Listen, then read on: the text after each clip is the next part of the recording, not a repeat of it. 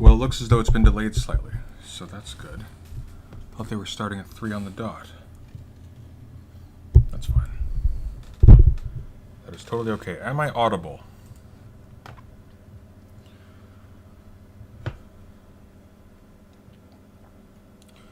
Well, that works just fine. I'm going to go grab coffee, and I'm going to put the starting soon screen back on. Good.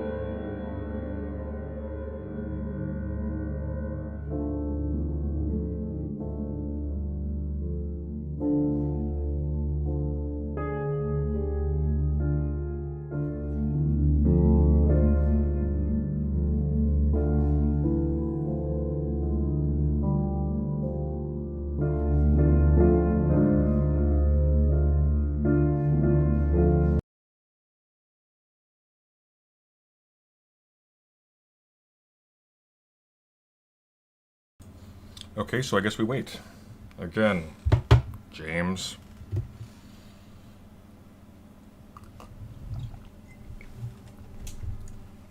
It's not easy to leech off your content when you're not on time.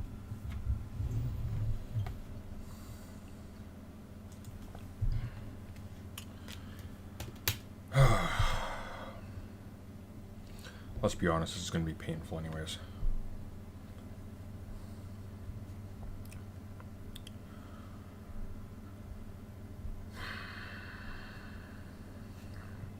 I am way more excited. Way more excited for the Zahnzee video. Well, that's strange. Here we go.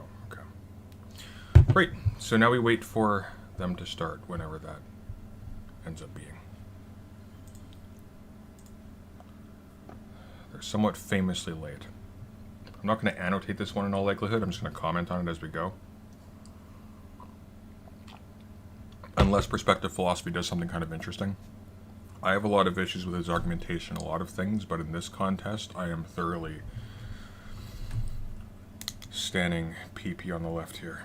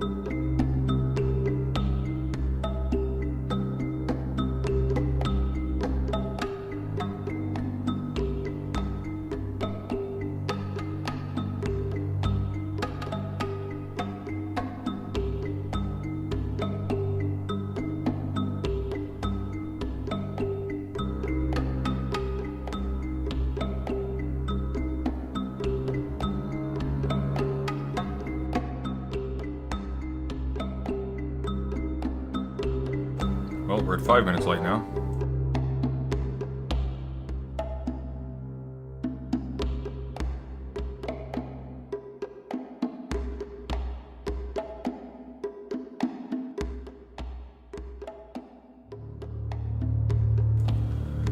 The name of this debate is strange to me. Since we're waiting. Memes or genes, what's best to leave behind? Like, this sounds almost like a joke.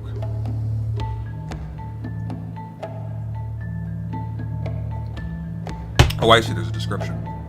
The debate is on whether it's better to leave children into the universe, or rather leave cultural imprints, books, technological developments, etc. Okay. Oh god, JF's gonna... Oh my god, JF, you idiot.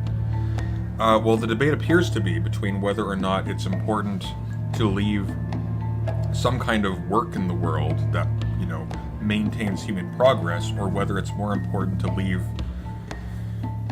you know, pure white genes or something.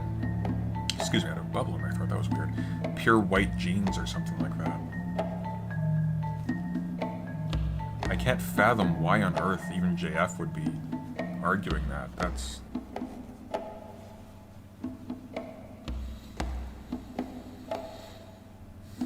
The chat's weirdly hostile to perspective philosophy here. Not surprising, JF has a large following, but like there's people saying that PP is afraid, that's why he's late. Has anyone said that perspective philosophy is actually late?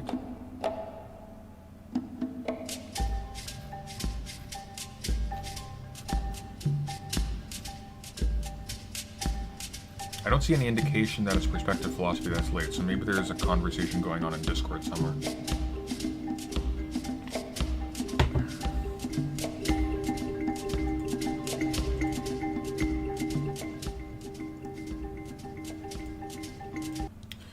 Alright, I guess we just wait now in, hopefully not silence, but I have no idea how on earth JF is going to sustain this argument.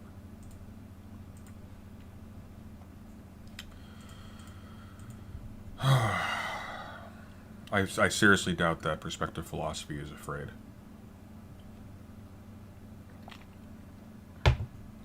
You don't need a PhD in... Oh, what's the song name? It's Infados by Ken MacLeod. He has a bunch of really good royalty-free music that I use. INFADOS. Yeah, you don't need to be that sophisticated philosophically to make this argument, so I really don't think that perspective philosophy is stalling here. In fact, I rather suspect this is on the moderator's end.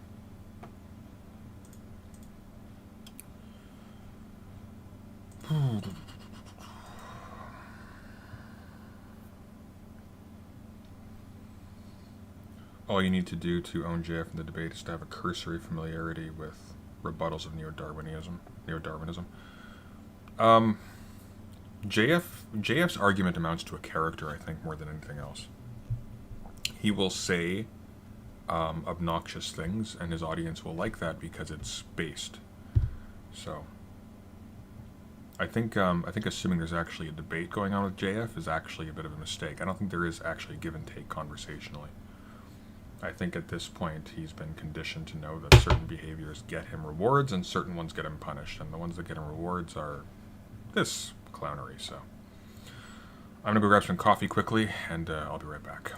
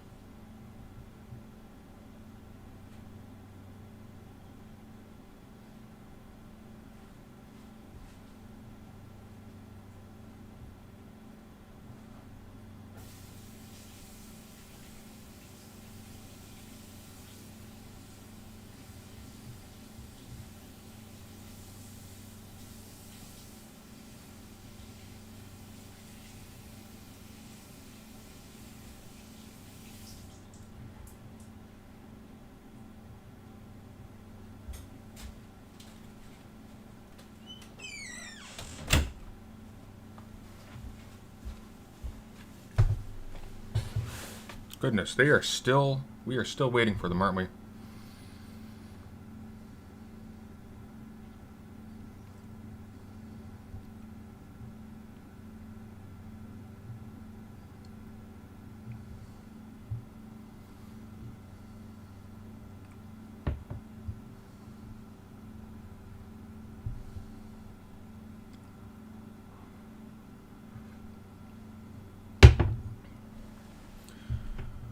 "12 minutes late."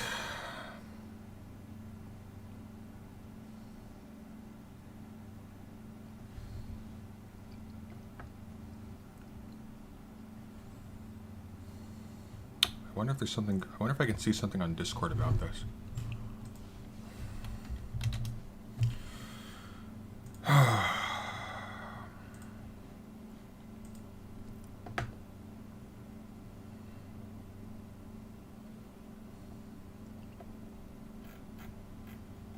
Honestly, I hope it's canceled. I just want to get to the Zahnzee FF7 video. I like James. I think he's a really good moderator. I really don't like the freak show tendency of these channels where it's just like, let's get these toxic weirdos to make asses of themselves for 2 hours in front of an audience of thousands of people. I mean, to be fair, having attempted to host debates myself, I recognize that if you keep your standards that high, eventually you won't have any people taking part. I don't know if that's true. I think a large reason why a lot of people avoid these debates who are serious is precisely because of that. Because when you're arguing with a fool in front of an audience, not everybody can tell the difference.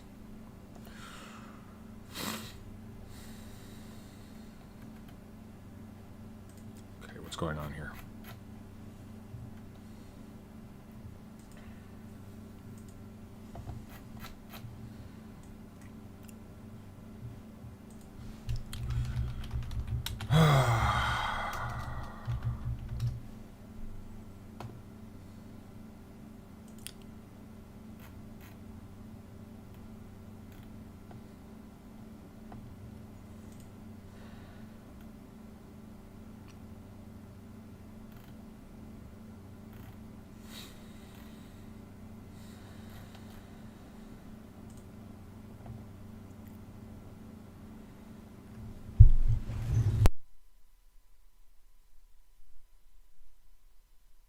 Don't want to give you COVID over the stream.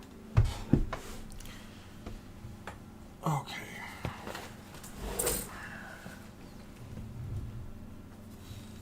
I have to get like a lighter heat wave cardigan so I'm not baking.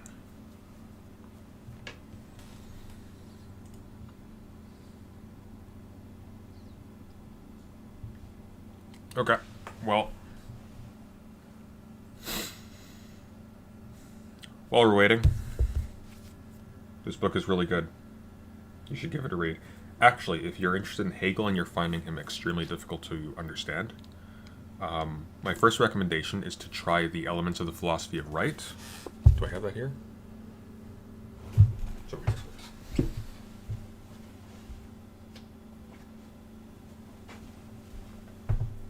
This guy.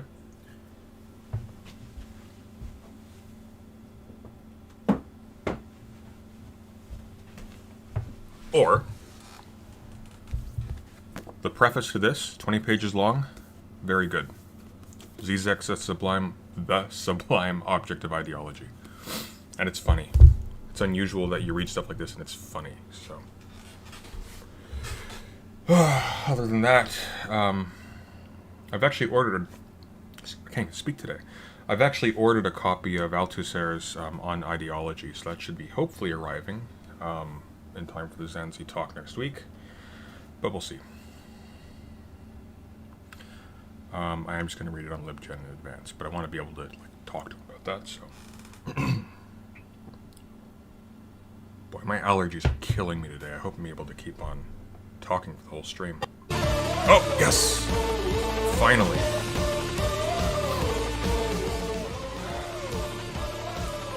Let's turn the gain down a little bit.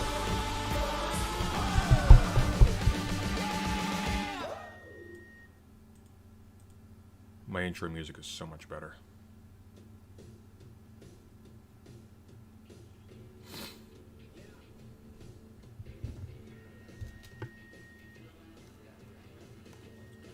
I like James. He runs a good show, more or less. But what the hell is this? That's new.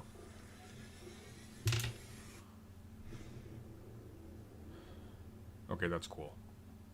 I need to get something like that.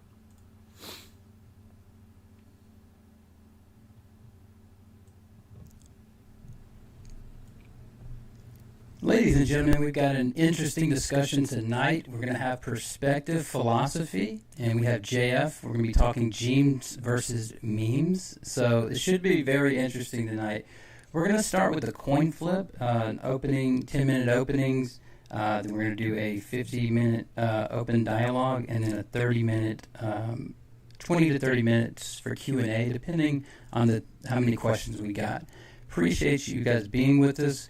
At Modern Day Debate, we just hope that we have a fair and balanced platform for people who, of all walks of life. We just don't want to be discriminatory or biased. So, is that echo for? Is that echo from me or is that from them? Away from the character attacks in the chat as well, if you would. That way, our chat moderators don't have such a tough job. All right, with that being said, I just want to warn you that the crowd is warning that we have echo in the sound. An echo? Ooh, is it come from my side by any chance? 1 second. Let's see here. It's the host side. Okay, it's not just me. Good. I'm trying to think. So, like, 1 second. Does the echo go away? I'm sorry? All right, everybody in the audience, thank you so much for letting us know about the audio. Is there an echo still after Perspective Philosophy has fixed his issue? They're saying it's just for me, so let me check one thing here. All right, did that fix the echo? So it's not my side. Please let me know. Unless it's like, is it like if JF speaks? Is it that not fixed because it? it's like Somebody said yes. the way my audio works is it's looped back? Okay, they said that. So I They don't said that know fixed if I'm it. necessarily putting your audio through. So 1 second. No, because the desktop audio is off on there. So... They say that there is still an echo. Oh, it is not fixed, and it is only when the moderator speaks. So it's either a feedback that exists within your own virtual loops converse, or it's a feedback that comes from us through the Streamlab, but I'm sending nothing into the Streamlab. Okay. I guarantee you he has his preview audio still on. I do that. How about that? Did I... Oh, there we go. Aha. Yeah, sorry. Are you guys able to hear me? Okay, wait a second. I think I fixed it now. Yeah, I think I fixed it now. It looks like for some reason someone... Converse and JF. Okay, they say it's fixed. Awesome. Yeah, sorry, I'm logged into Modern Day Debate settings, and somebody had two microphones set up on the same thing. Oh, right. So I'm not sure. I guess whoever moderated last. But anyway, sorry about that, you guys. I really am sorry, but thanks for being here. And looks like they said that it's fixed. Everything's better. Okay, awesome. With that being said, let's get started. Get right into it. Sorry, you guys. I don't... Give me 1 second. I'm going to grab... Sorry, can we trust these guys to do a coin flip? I was just told just now, and I don't actually have a coin on me. So... You can flip one of your books. Yeah, hang on 1 second. I've got a coin if you want us to coin flip. And I'll show the camera. Now people are complaining that volume is low, perhaps on my mic. I don't know if you've played with the volumes. Low volume, they say. Nope. This is gonna be really I loud. don't think so. I think I'm good. Jeff, you trust him to do a coin flip? Oh yeah, let's whatever. Yeah. Like Heads or this? tails, mate? Heads. Heads, and I start. Okay, heads and you start, right? Sweet. Right, 1 second. Okay. I can't see it. Yes. Go up. What is it? I wouldn't know. This is some coin from Germany or what? Yeah, I can't see. It's Just tell us what it's it heads. I think. Yep, heads. Heads. Okay. So And Jeff that's it. goes That's a first. 20 pence piece, mate. That's 20 that's pence, that's okay. British. Like, where's It's that? that is real money. None of this German monopoly money. Mm-hmm. Thank you guys for bearing with us. So we'll get started Euros. with JF. All right. So today I would like to invite people to think about the categories of things that exist in this universe and how they are good at pursuing into the future their own existence and what makes them good. The first category of things are things that have a set duration and they expire. And we know they expire and it's kind of made that way. So we can include in this dairy products that have a date at which they become not good anymore, and at some point not even dairy products, not even consumable. But this includes also tennis matches. A tennis match, once it has happened forever, and there's no way to go back into the match and change it. And if you weren't there, well, you can see maybe a video copy of it, but you can't be part of the match anymore. The second class of things are things that are built to last as long as they can. But ultimately, they will succumb to the second law of thermodynamics. And in that sense, they're not so different from the first class of things. We can count in these things rocks on which some inscriptions have been made, which may survive 5,000 years, 10,000 years, but eventually they will get polished out of existence, and they will not carry the knowledge that they were meant to carry anymore. The third class of things are things that leave copies into the future, but they require the will of other things to copy them. This includes, for example, pieces of paper that can go through a photocopier. They will have copies made into the future, but if no one cares about passing them into the photocopier, then they have no way really to get themselves into the photocopier. And human culture is part of this third category. It is something that can carry into the future, that can have some causal effect into the future, but only at the will of people. Because some bad some bad memes will not get carried into the future because they are taboo, because people don't like talking about them, or because they bring no special utility to those bearing those beliefs. So this third class of thing includes memes and human culture, and it includes the things that we tend to do in society, which we have the impression will have some causal influence into the future. But when you think about it, those causal influences are very limited.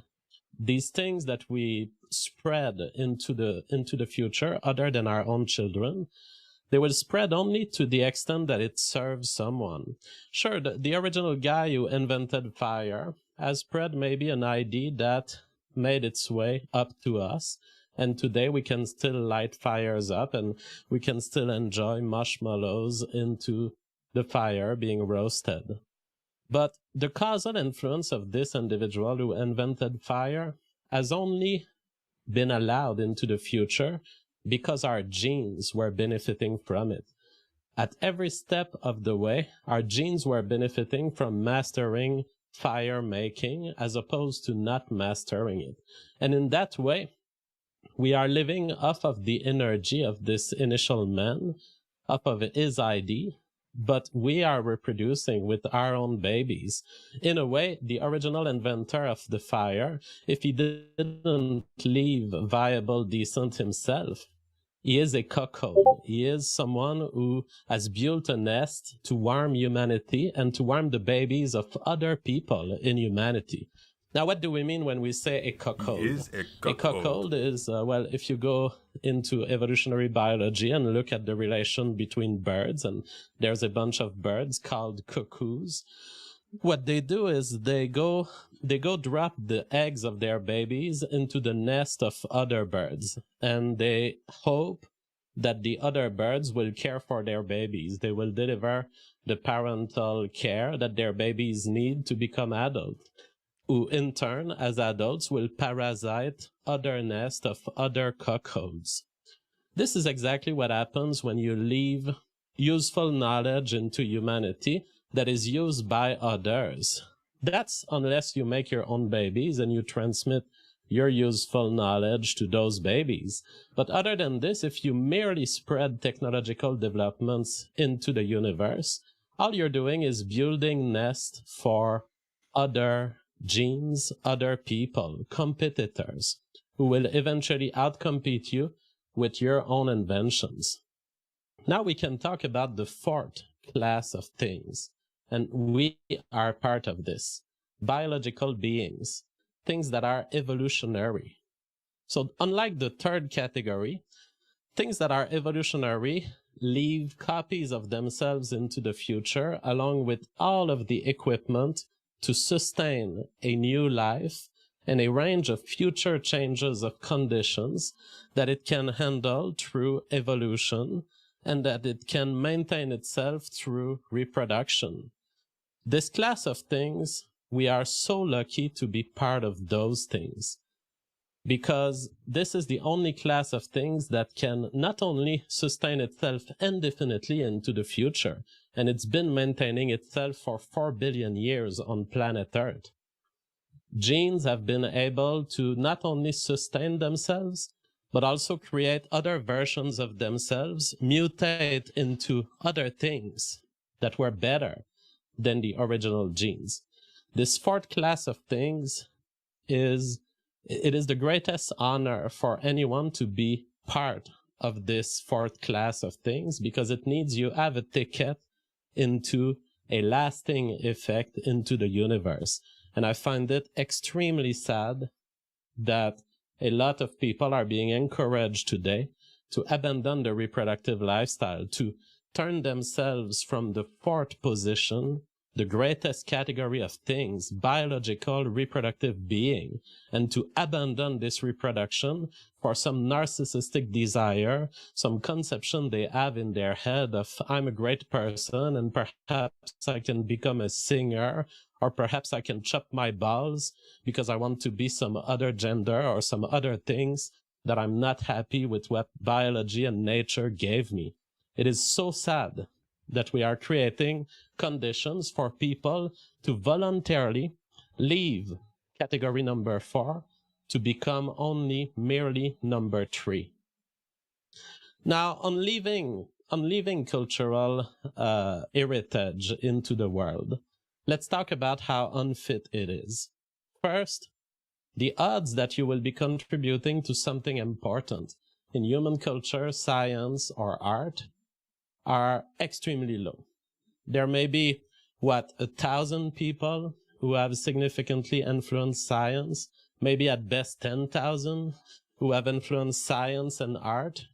You wouldn't be able to name them all.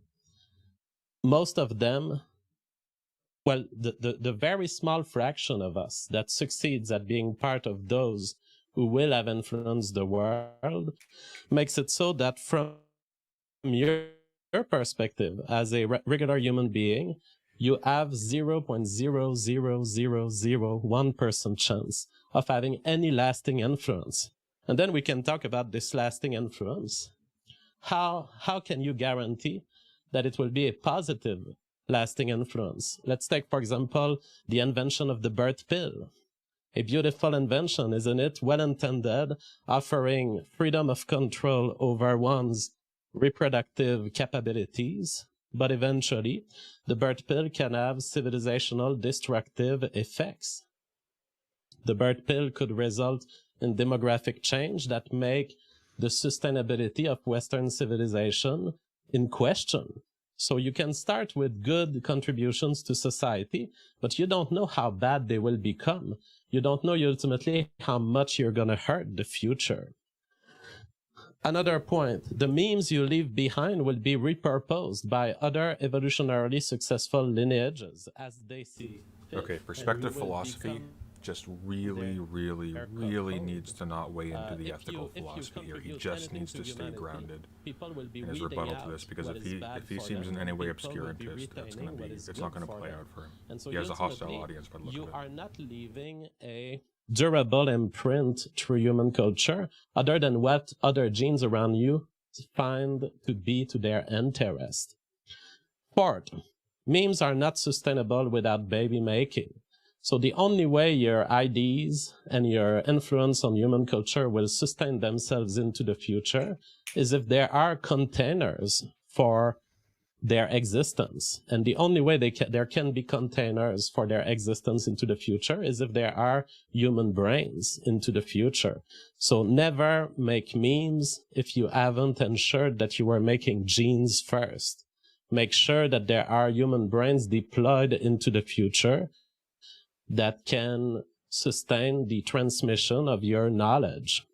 And finally, I've already mentioned it earlier, but just formally making it a point, leaving memes behind rather than genes is a ultimate form of cuckoldry. It is the building of nests, the building of comfortable worlds for other beings that will exploit it to their maximum. So I would like, as a conclusion to my opening statement, and how much time do I have, Converse? Just wrap it up. You have a couple minutes, but yeah, go ahead and wrap it up. All right. So wrapping it up, I would like to point to the oldest writings we have, because if you think that you can have a lasting effect on human culture through memes, then this should be measurable by what is the earliest writings we have. Well, it goes back to some of the earliest writing being the Proto-Elamite tablets, written in Proto-Elamite, estimated at around 3,200 really before choppy, Jesus Christ. So at best, the oldest writings we have are 5,200 years old. Most of the writings of the time and the times preceding have been destroyed. We can't even decrypt those tablets. But even if we would be able to decrypt them, we would probably find what we often find when we decrypt ancient hieroglyphs and linear B and linear A. We find texts like, John the farmer trades 2 piles of manure against 1 male goat, signed Apu the scribe. My message today to you is make babies, don't be Apu the scribe, don't be the one who thinks that the messages they launch into human culture will be lasting.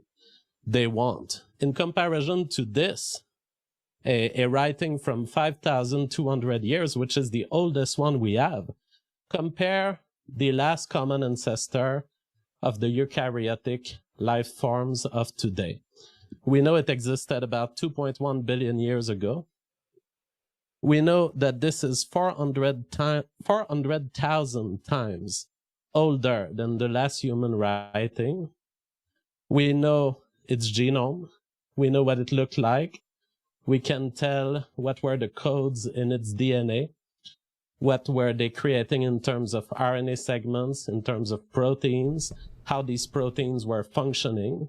In other words, there's a little bacteria-like cell that lived 2.1 billion years ago, and we have received more message through its genes than we ever did from 5,200 years ago from any hieroglyphs that we ever found. Human culture doesn't last. Human genes last forever. Make babies, don't believe the anti-reproductive propaganda, choose genes. All right, thanks so much for that. What the? JF, if you would, right before Perspective Philosophy starts his opening, if you would, there's some people in the comment section that are saying, like, can we get just a general layman's version of what's this debate, like, what's the topic? And then, so I want you to just give, like, maybe a 10 or 15 second version of that, and then I'm going to let Perspective Philosophy do that as well. Absolutely.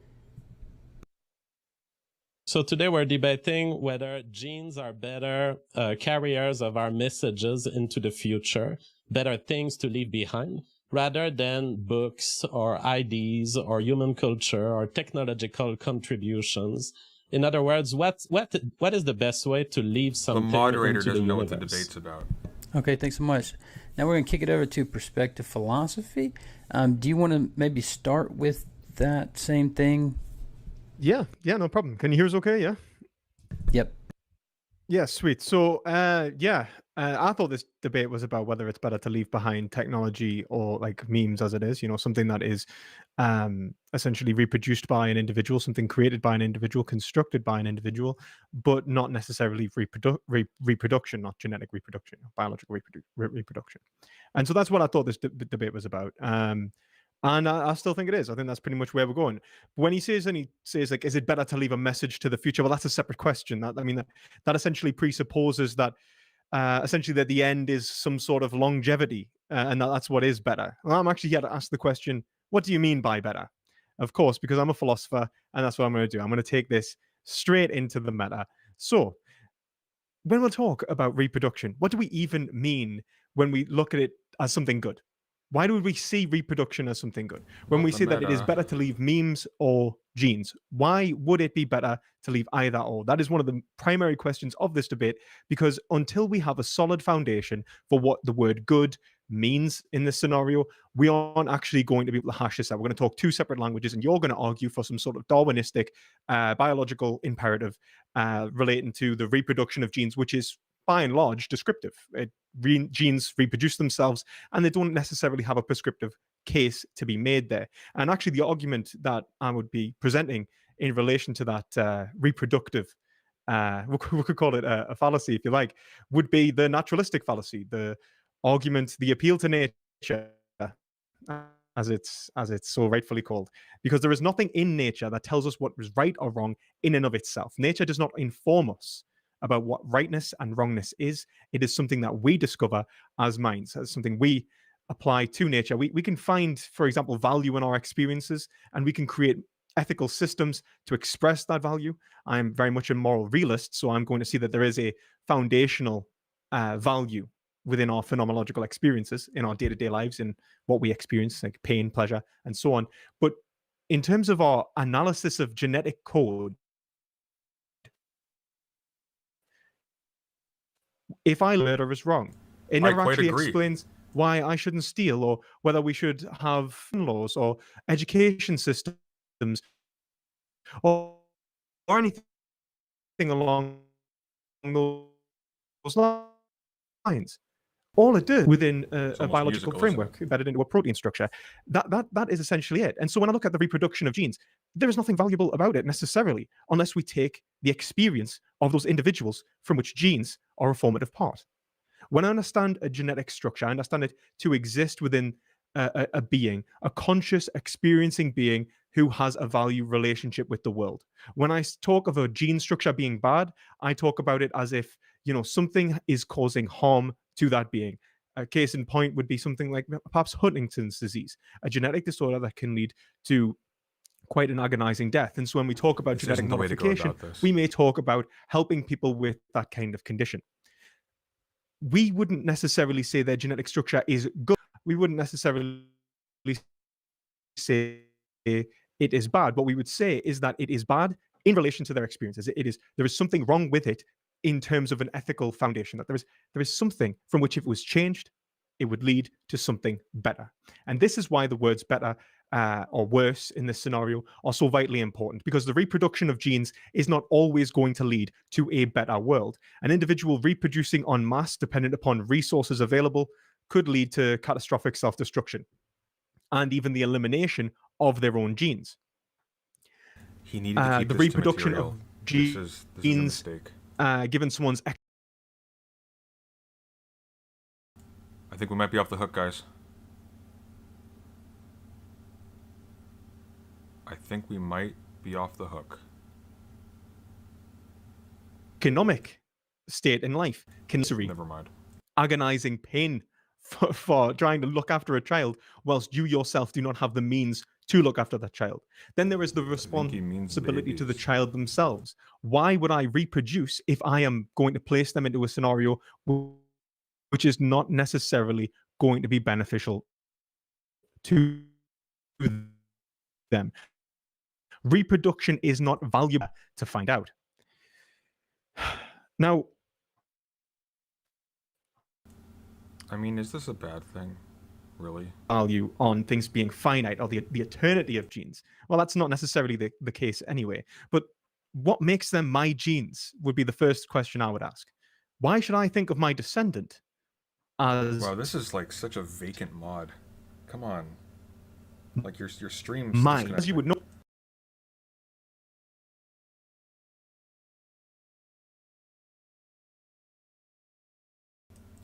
Okay, the problem here is that Genetic reproduction leads to a radically different make up your mind. Is this going to work or not? gene mate with a female as it biologically. If me and my girlfriend were to have a baby, we would produce of our genetic code. It wouldn't be me, it would not be her, and it certainly would be its own being. It would be its own possession. And so when I talk about the reproduction of my genes, why necessarily propagate myself into the world? The expression of my will into the world. Okay, so this is sort of good. So he's in that child, except for this is sort of good. So he's attacking specifically the idea that your progeny, in the sense of genetic characteristics from which I did not choose myself. I am quote unquote cooked by nature because it chooses for me what aspects of myself I want to pass on. Now, there might be things I don't want to pass on. So that is good. For example, I'm not particularly fond of certain aspects of, let's say, my physical form. Let's say my curly hair. Let's say I did not want my child to have curly hair. I am now cooked by nature because my child has been born with curls. And what am I supposed to do about it? Because I'm pretty sure honor killings for children having curly hair is usually banned. Although I may consider it, depending on how curly my bairn's hair is. We'll get into that.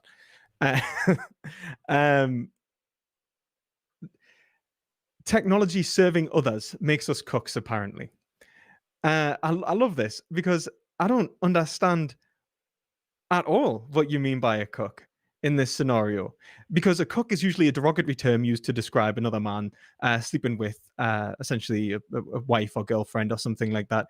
And it's used to essentially demean and undermine the identity of another individual. And that's what's important here. Identity. Like, how am I at all being demeaned and exploited by a future generation from which I gift a technology? If I produce something for my society, for my nation, for my family in the future, why is it that I am being used in some way? And why can't we look at it the exact opposite way around? Why can't I be using them? That is exactly what Nietzsche did in the genealogy of morality. He used similar terminology to talk about how technology can do that to these individuals. The long dead historical ancestors of these individuals, or perhaps they never reproduced, are having a greater impact upon these individuals' lives in the world that they live in than they themselves have. And that is what Nietzsche argued in many of his works, especially the genealogy of morality. And it's something that I think you're going to have to deal with. Now, something that definitely sort of struck me as contradictory was the notions of mutation into something better. Well, how could it become something better? Am I not trying to reproduce myself and express myself? What is the standard here? If the gene is reproducing itself, is it reproducing itself towards a certain goal? And is that goal not the good in this scenario? Because if gene mutations are being judged against a standard, well, then that standard has to be separate from the reproductive states, because otherwise the reproduction would be the standard. The gene reproduced more, therefore it is better. It wouldn't turn into something better. The only way that you would be able to say that is if it was looping. The gene turned into something which reproduces more and therefore is better because it reproduces more. He's wrong. At the end of the day, all you can point to is reproduction being a good in and of itself. Something which I think is firmly defeated by Hume's law, or Hume's guillotine. You cannot derive an ought from an is. Just because genes do reproduce doesn't mean that they ought to, or that we ought to propagate their reproduction. You see that it's narcissism to seek non-reproductory ends.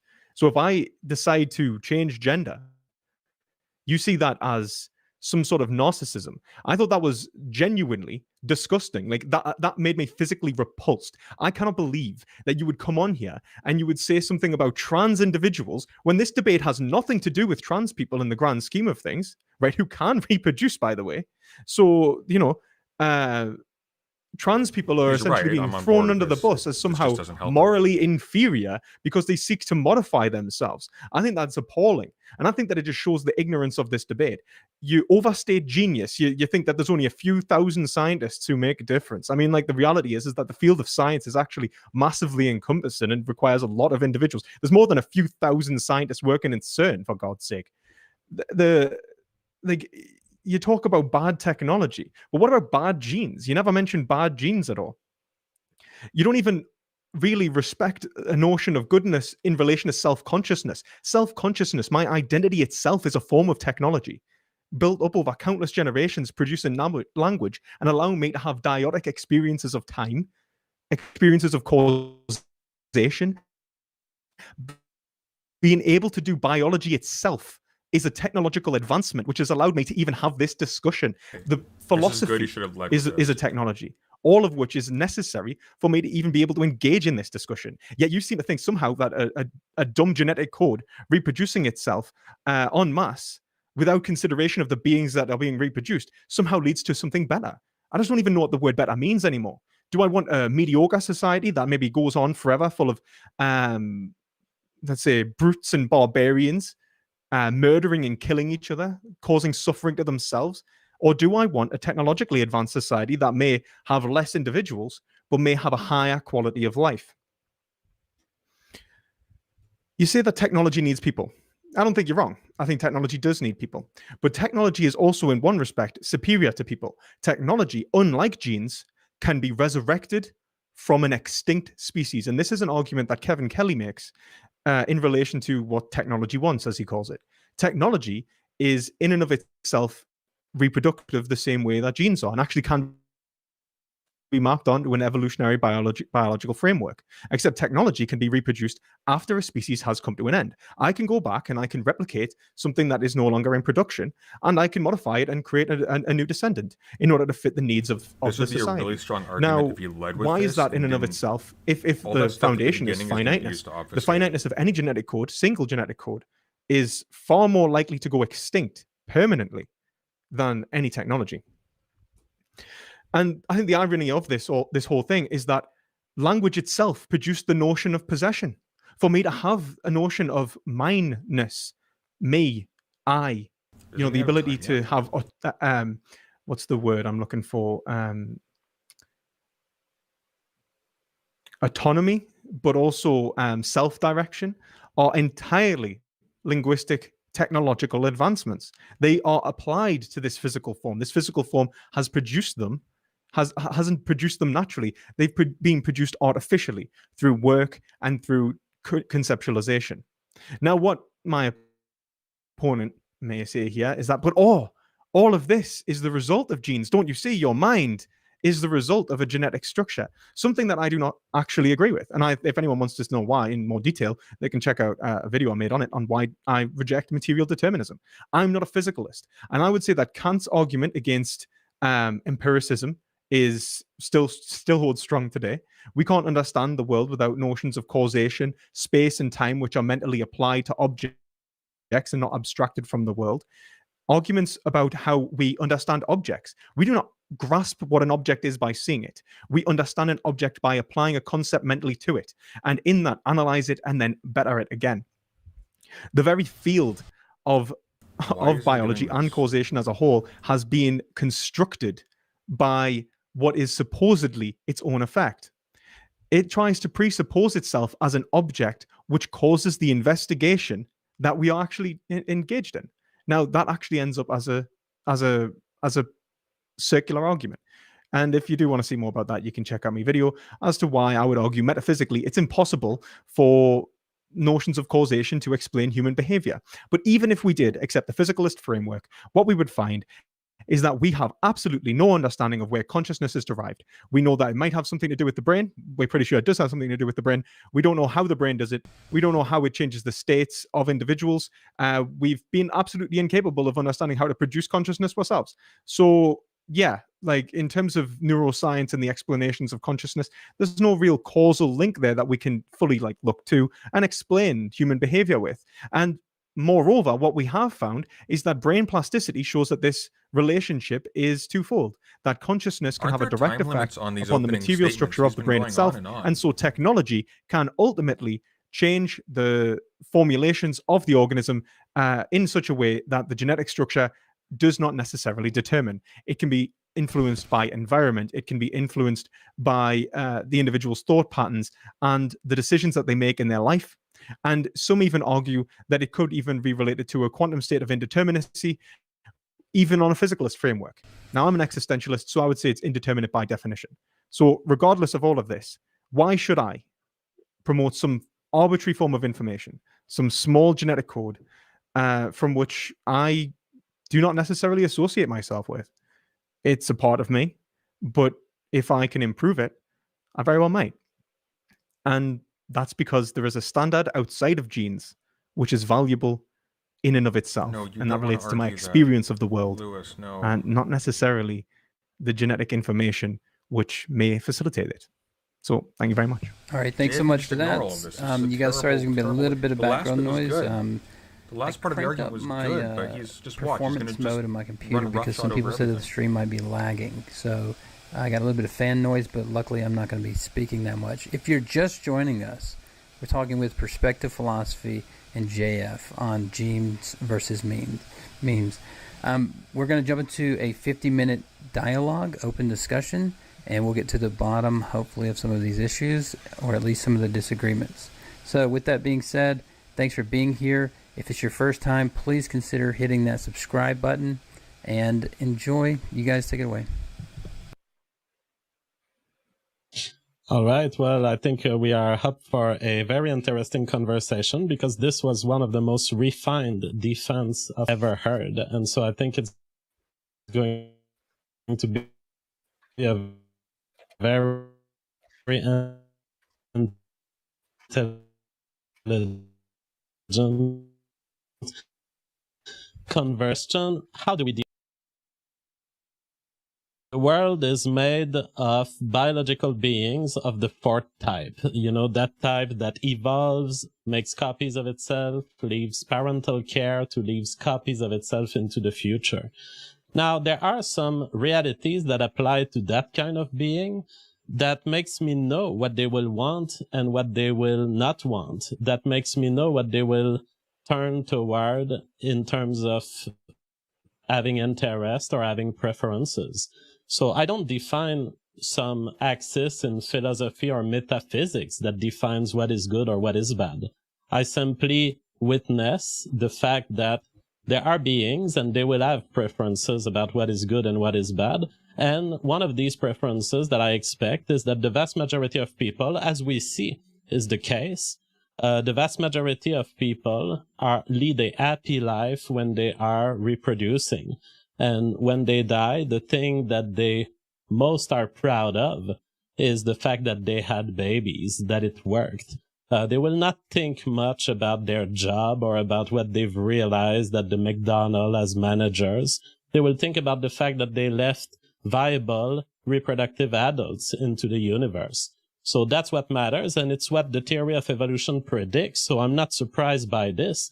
It's not a naturalistic fallacy to say people have evolved through the theory of evolution, therefore they are expected to prefer having babies, and they would be baited into not having babies by novel stimuli, like the stimuli of the modern world. There needed to be somebody who was somewhat anthropologically trained to debate this subject, because technology is what allows different, what we call different ethnic groups to spread across the earth. You said that people are proud of It happened reproduction. too quickly Yeah. for it to Why be are a they proud result of it? genes Why would alone. you say that? I would say that people are proud of reproduction because it's an ideological format. Like, people have been indoctrinated for thousands of years. Like, the fact that you even point towards people being happy in relation to reproduction is fundamentally a technological innovation from culture. Individuals are culturally indoctrinated into reproduction, and this can be seen because desires necessarily aren't sublimated in that fashion. People's sex drives, for example, more and more people in our society are essentially becoming non-reproductive in terms of sex. They are taking the pill, or they are using some form of contraception, or they are essentially involved in some, I think people are even describing themselves as digisexual, forms of sexual satisfaction which no longer are necessarily tied to the reproductive process. And so the biological imperative, which is moving them towards reproduction, is being sublimated technologically in a different way in order to suit the ends of those individuals involved. They see it as a means to an end rather than an end in itself. So when you say that most people are happy when they reproduce, I clearly don't think that you've met many single mothers who are incredibly stressed trying to work 2 jobs. I think that the reality of the situation is people are sometimes proud of reproduction, but sometimes they're utterly disappointed. I know very many people that, although if you were to question them, are you happy that you had this child? They'll go, of course I am. This child is amazing. It was the best thing ever. And then, many years down the line, they may still say it, but ultimately their children have turned out to be pretty bad, like narcissistic, abusive, cruel, harsh, criminals even. So why would I necessarily be happy about reproducing something that which would, without education, without some sort of soul development, if we were to call it, has no real value to the world and even to themselves? They may be self-destructive. If I teach them how to sublimate their desires in a self-destructive way, they will turn out to be negative even in relation to themselves. You say you believe in moral nihilism, yet you talk in words of value, regardless. And never mind, I would like to hear your argument for moral nihilism. What is it? I mean, this is taking us on a tangent, but okay, I will answer. First, on the question of happiness, I mean, it's just the studies. It really doesn't matter whether you know a couple of single moms that are unhappy. The studies reveal that the most happy lifestyle in America right now is to be in a religious marriage, a loyal marriage in which people are still together and they have children. Measures of self-satisfaction are so much higher in that category than any other categories. So definitely the evidence points to the most reproductive lifestyle, which is the monogamous series baby producer, is what makes people happy. Now you ask me why do I believe in moral nihilism and how can I talk of value? Well, first, it is with the recognition that as a moral nihilist, I recognize that I'm a creature with preferences. I can be a moral nihilist in understanding that nothing is ultimately or objectively good or bad, but that I, as a creature, have preferences about the world, and I do prefer sweet stuff than non-sweet stuff. I do prefer beefsteak to cardboard. That doesn't make me not a moral nihilist. I'm still a moral nihilist because I recognize that these preferences are just springs and mechanisms in my brain that make me like or dislike something.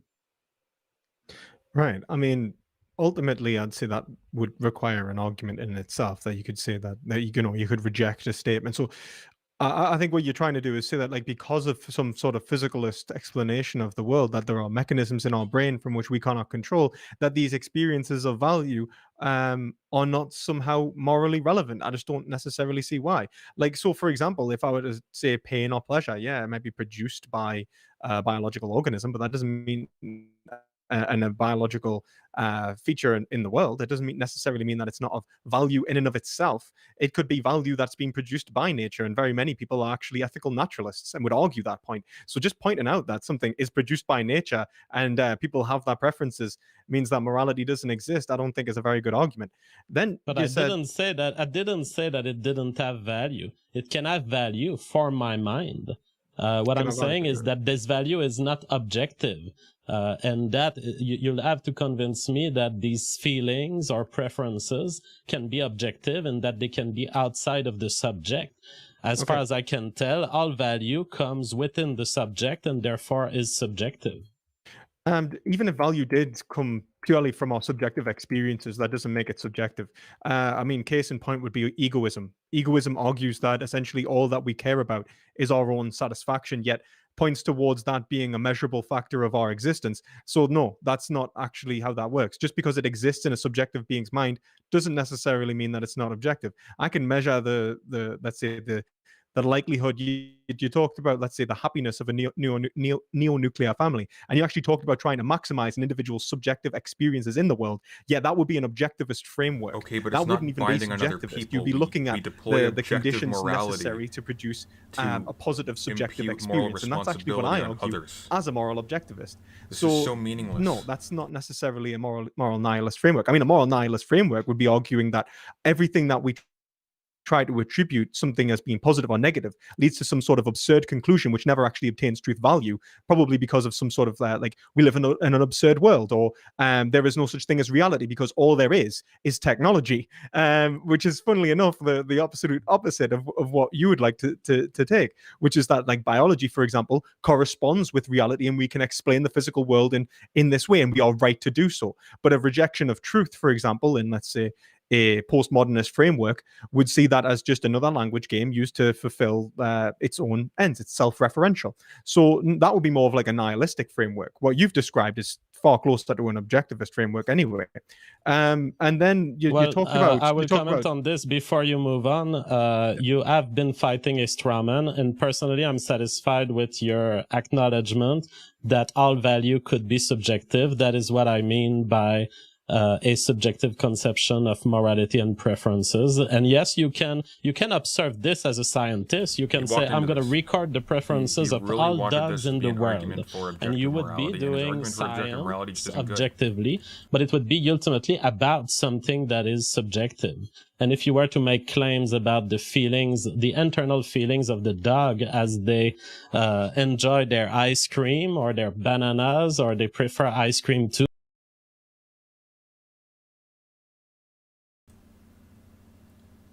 I hope this is over. I hope this killed it. So he wants bananas, then you would be attributing feelings to something that you don't really know, and so you'd be entering an intersubjective world where you're trying to guess the subjective world of something else, and that wouldn't be objective. Well, no, I mean, like, one, you could say that like self-consciousness is in and of itself a universal applied to individuals, which is exactly what I argue. I would say that in terms of how we understand ourselves and our identity, and how our desire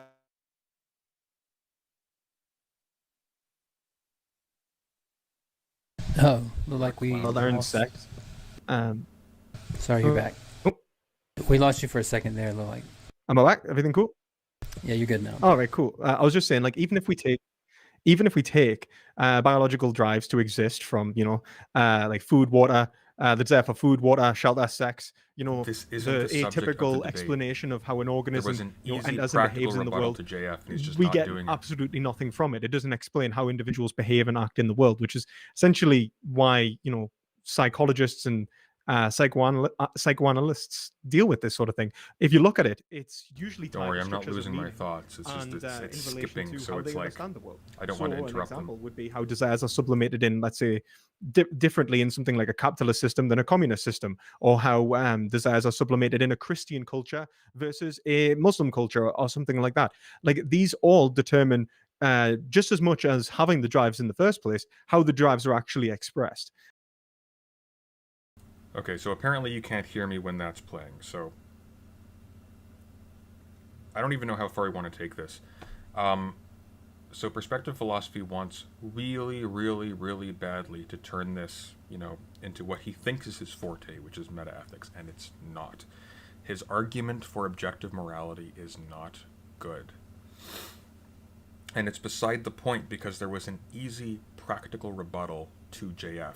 And that is that, even assuming his preference for some sort of homogeneity in terms of your offspring being the beneficiary of human action, of your action more specifically, we know that ethnic groups have benefited far more from technological inheritances than just from their genetic ones. So, like, this is a non-starter, because perspective philosophy doesn't want to debate the subject of the debate. JF does, and even if he's doing it badly, perspective philosophy is simply not equipped to answer him. Does perspective philosophy debate anything outside of moral debates? As far as I can tell now. As far as I can tell, no. I just hooked my nose with my glasses. It all comes down to this. I think this is like... He's a philosophy PhD student specializing in ethics, and I think he has a professor who specializes in Hegel. So he really tries to push that angle. And if you look at his videos, he typically titles them something like PhD student responds to da-da-da-da-da. So he thinks that meta-ethics is his niche, and I really, really don't think it is. I think his niche is veganism, and I think in the context of this debate, he really needed to push... He needed to push the practical argument against JF. That even assuming his nihilism, even assuming that he just arbitrarily prefers something, the program he suggests will be most conducive to achieving his preferences simply doesn't work. It's not borne out by the historical record. Perspective philosophy kind of stops making arguments halfway through his response to Flex's philosophy knowledge. I actually disagree. I think that he was doing that to begin with. He was sort of floundering at first. He was going around, he was sort of going to like condemning JF, to trying to insist on a way to bring it into meta-ethics, and then at the end of his opening statement, he started talking about how technology was a more worthwhile inheritance, and actually, again, like, he did make that argument, but he muddled it so much. Let's keep going. We'll give it a little bit longer, but I think this is going to be a train wreck.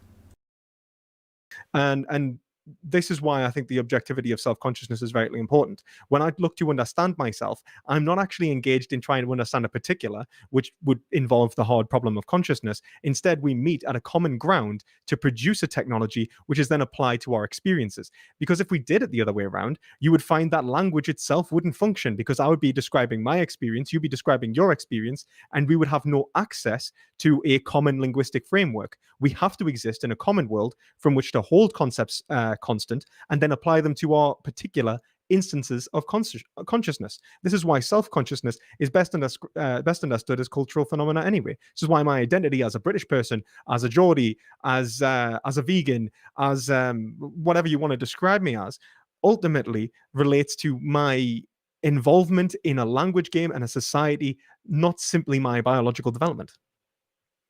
Well, you seem to attribute a lot to consciousness and what you call technological developments and human culture being additive, but you are discarding here, and you did it explicitly in your introduction statement. You are discarding the idea that our mind and our culture and the fact that we can share this language and understand each other, all of it is determined by genes. The difference between you and an ape is just a bunch of letters in the DNA. And you are a being ready to hear noises and repeat those noises to your friends and family because of this DNA difference, because of the DNA difference between you and the ape or between you and a squirrel. Ultimately, you wouldn't have the brains that can carry culture and that want to carry culture if it wasn't of your genes, and there's plenty of evidence for this in science. Yeah, at the level of the species. And again, like, notice how all he has to do is just go back to his original talking points, because perspective philosophy, for whatever reason, is trying to explicate one reading of Hegel to JF, which is, of course, going to go over his head. Even if it didn't go over his head, is questionable, has been questioned.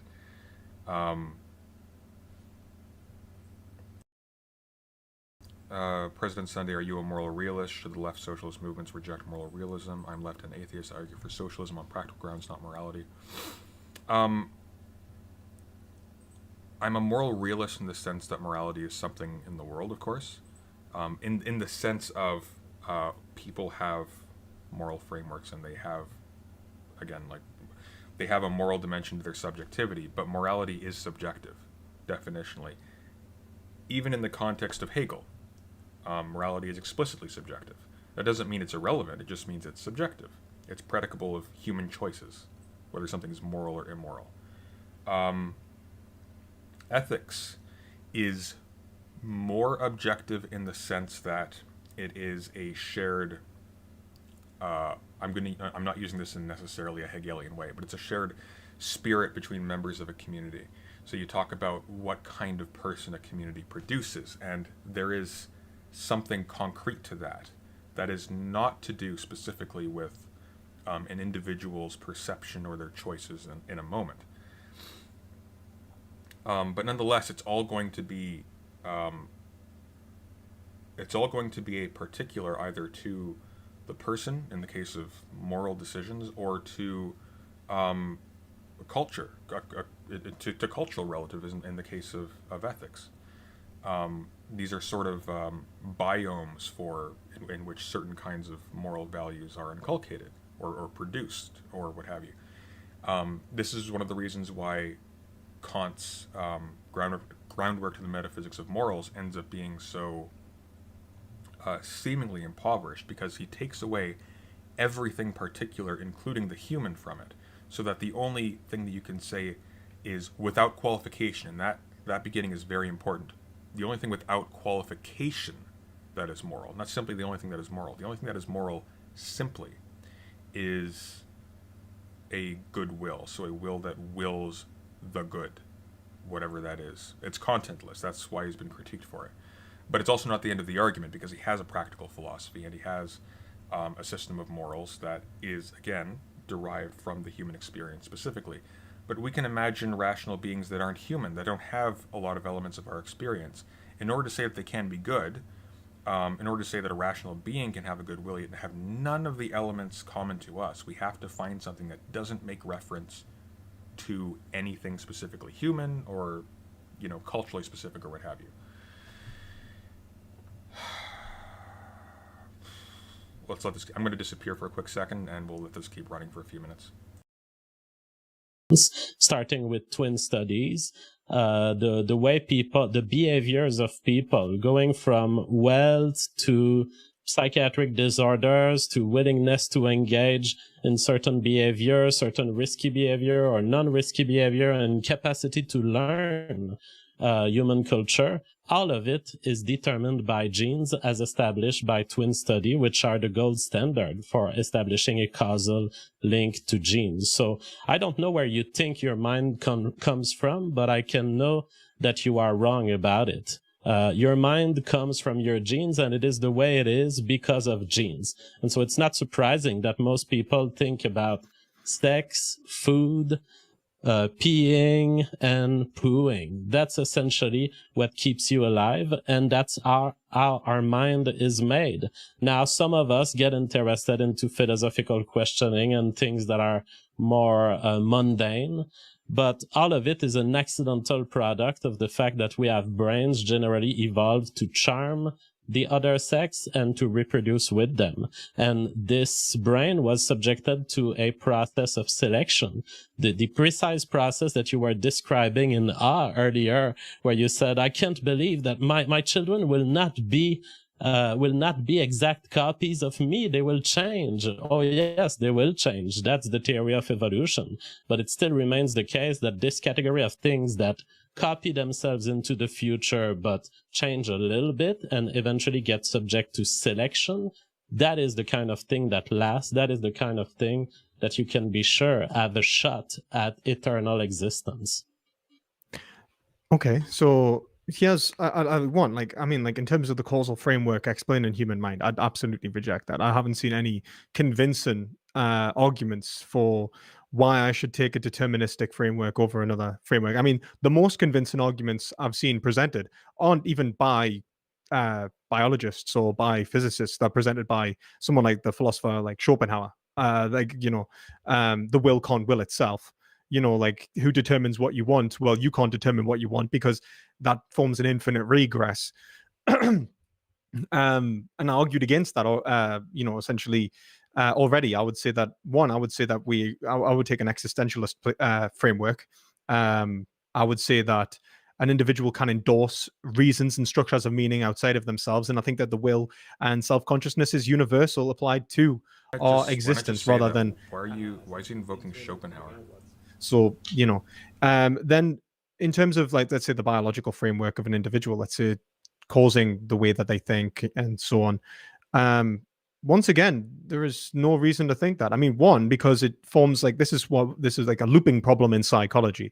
You create a theory of mind, and then that radically alters mind, which makes it unpredictable.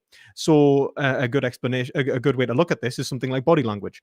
If I'm sitting open, you would see that as perhaps confident, an expression of confidence. If I'm sitting, closed, I'm supposed to be, timid.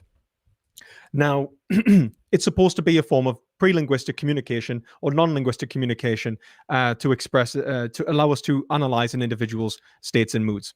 Now, the issue is everyone knows what body language is, right? So then, when you go to an interview, you sit and you act as if you are happy to be there when you might fucking hate it. You might really hate being there, and that is how the human mind works.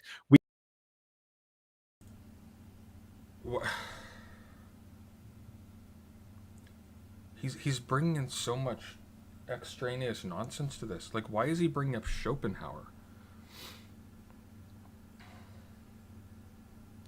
President Sunday, are you a vegan? I'm trying to go vegan. What do you think of veganism? I'm not going to say if I am, because I do not talk about diet or sexuality or anything else like that about myself. But what do I think of veganism? I have a lot of respect for people who take that seriously. I think that the way we treat animals is extremely cruel, and I do in fact find the way we've been desensitized to the carving up of animals to be extremely disturbing. So,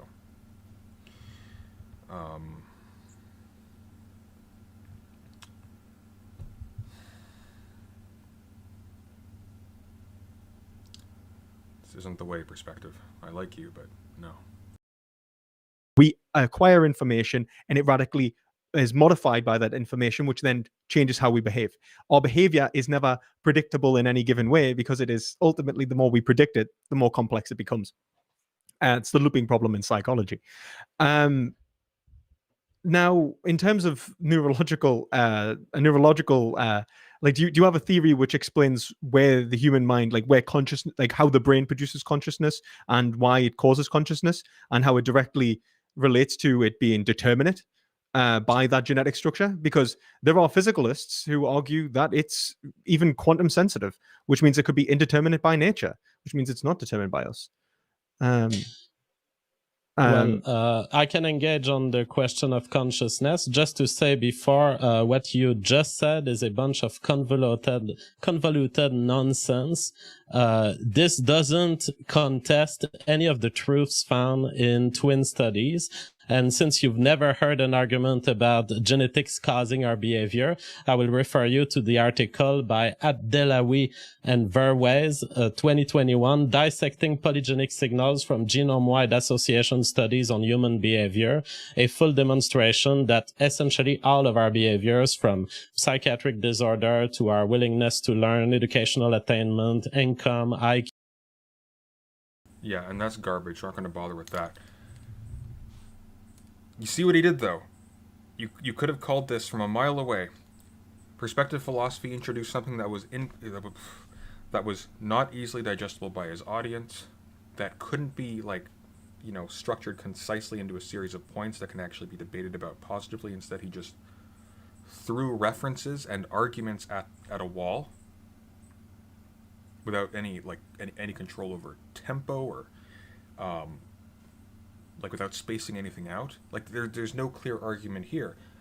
We can see good arguments sort of mixed in, but because it's all enmeshed together in this giant madwoman's breakfast, it's like JF is just free to just say that was incoherent nonsense, and everybody in the audience is going to be happy to agree with that.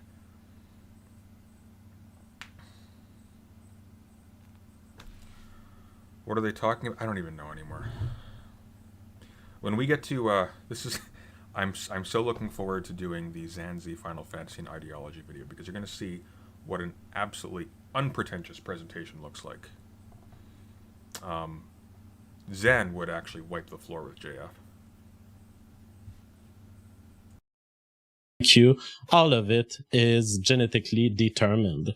And how do we do this? We do this by comparing twins that have 100% of their genes are the same, so they are monozygotic twins, or we compare them with dizygotic twins who only have 50% of their genes being the same. So once you get a good contrast between these two populations, you can affirm that something is caused by genes, because you can know if a genetic difference has influenced behavior A, B, or C. As it turns out, pretty much all of human behaviors are genetically determined, at least partly, and in large portions for some of them. Now, engaging on the question of consciousness, the thing is, I don't know why I would be asked in this debate to demonstrate that I have a full understanding of consciousness and that I can program a whole human mind. Exactly, it's intuitively absurd. I don't think perspective philosophy recognizes, and I've actually, you know what, I'm going to be fair to him. I've noticed this with a few of my friends who are in philosophy.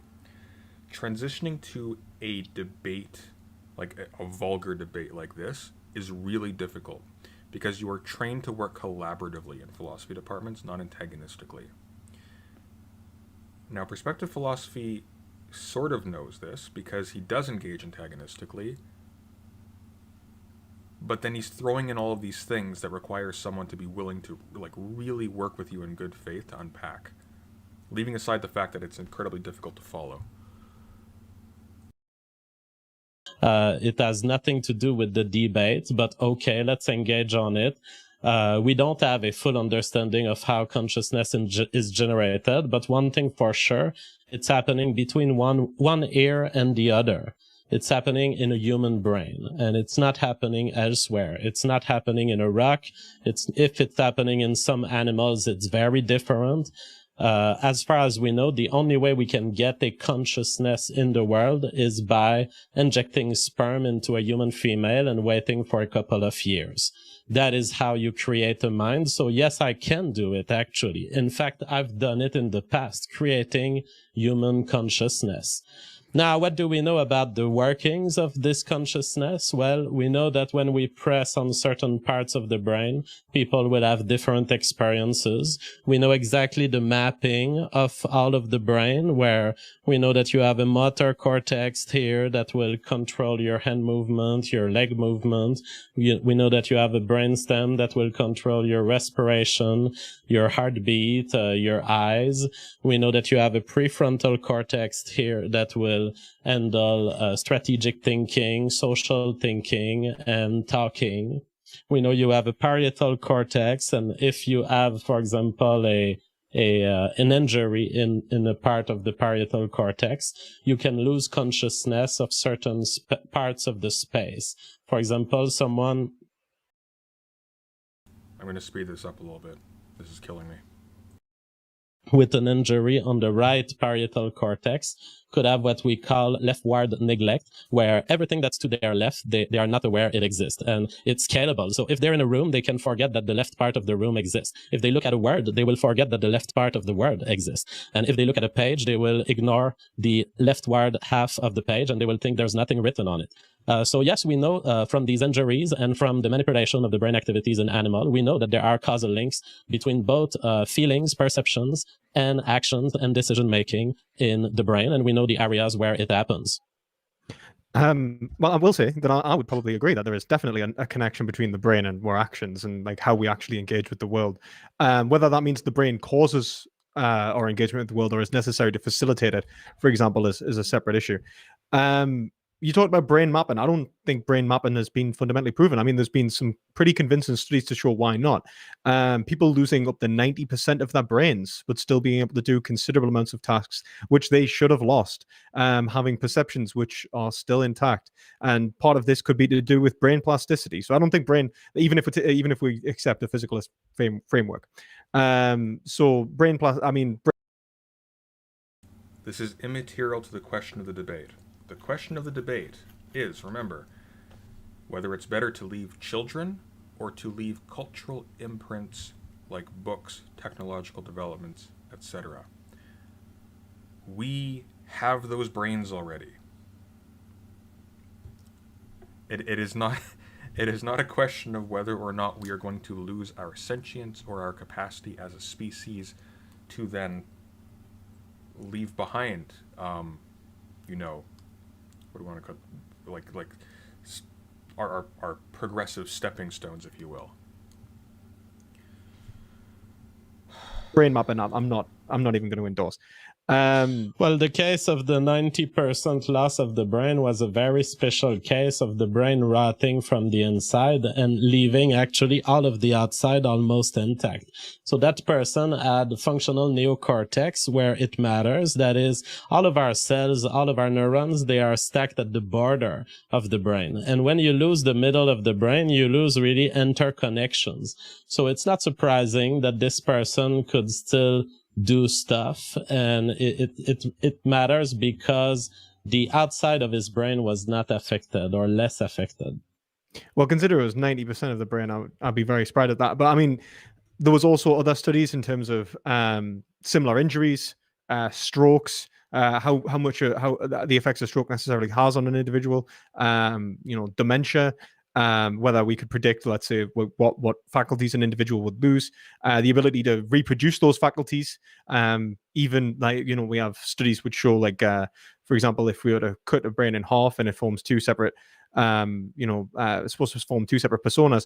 One side essentially learns language, already has linguistic capacities, but the other side can then teach itself language. There's so much involved with this. It's unbelievably complex, and I don't think we actually all have of this is an argument for the complexity of the brain and maybe for our imperfect knowledge of it. None of it is convincing me that the mind is outside the cranium. I never said the mind was outside the cranium. I said that. Well, then what are we talking about? We were I never here said to talk you can about... have a brain. You can have a brain, and it not necessarily be caused by genetic physical factors. At least not entirely. It's like you can have like this is the whole point of what I was saying. You could have society and an individual's technological conceptions of self-consciousness directly changing how the brain develops in terms of plasticity. You can have it in terms of how we understand the drives from which we're arguably biologically formed. So sex drive, desire for food, water, shelter, that's what's called psychological sublimation. This is not even incompatible with physicalism, which I do reject, but it doesn't necessarily prove a deterministic relationship between an individual and the brain, where you could go, the genetic structure of an individual determines how they are going to experience life. In terms of psychological disorders themselves are determined by how an individual experiences their society. I mean, like, look at it like this, like what we consider psychotic behavior is in relation to norms and conventions from which we have ultimately understood someone to lose grip of reality and form irrational associations. Like, and we know that this can be determined by sociological factors. People even argue that an individual who had far less stress, like that schizophrenia, if we lived in a stressless society, may not exist. Like, the reality of like overstating the importance of genes in the development of an individual psyche is just not. Is something I find unconvincing. And you once said, I think, that I have not stated and I have not overstated the importance of genes. I claim that we have measured their importance, and that it ranks around 50 to 60% explanation for the variance. And in fact, some of the rest could also be genetic. But here you are denying twin studies and having this on the basis of no data at all, but just thinking within thinking. But you have denied earlier that genes were causal to human behavior. That genes, yeah. Well, you can have genes that relate to, so for example, you can have a cause that is not like, so for example, you could try and explain. He doesn't need to have an example. This is such a patently, obviously false statement. Your genes will supply some of the terms that determine a decision that you make, but they won't, for example, determine your environment or the events that you are engaging with, or your education, or the people you meet. Like, there's so many historical elements here. You literally just need to point to a handful, and JF's argument falls apart. This, you can have something which is influential but not necessarily directly causal. So an individual's experience of, for example, sex, not necessarily being genetic. So how an individual's psyche develops in their socio-political framework, like in their culture, their identity, their psyche, determines whether they may have something like erectile dysfunction, whilst they may be physically capable of having sex. Like that's the reality of the situation. Even the very You like are obvious extremely biology. confused. You are a confused individual Am I? who doesn't Am I? understand that something is either a cause of the other thing or it's not. It doesn't matter that you can list 10,000 other causes. The initial cause remains a cause. But you have all these words that you use to... Yes, it remains a cause, but he's trying to make that the determinative cause. This is preposterous. How much longer do you want to go with this? I kind of want to go into Zan's video. I think it's going to be a lot more positive. Let's see a show of hands. Who wants to jump ship and go to Zahnzee's Final Fantasy 7 and ideology video? To bring your brain into this irrational path because the of effect, denying the initial causality just because you found some other cause. Everything that's involved in something happening is a cause of it. Period. one, I still deny that necessarily prove that you've managed to prove that the brain is what causes consciousness, since no one can prove that. We have fundamentally have no studies to go, this is how consciousness has been caused by the brain. We know that the brain and consciousness are connected. We know that our physical form and our actions are connected. That's nothing new. This is the mind-body problem. No one solved it yet. That's the answer issue. for the brain is quite simple. Every time we make a human baby, it turns out to have a mind. And every time their brain is damaged, it doesn't have the mind anymore, or the mind is changed into something else. Okay, I've had enough. We're not doing this anymore. We are doing something better. This is awful. This is so bad. Okay.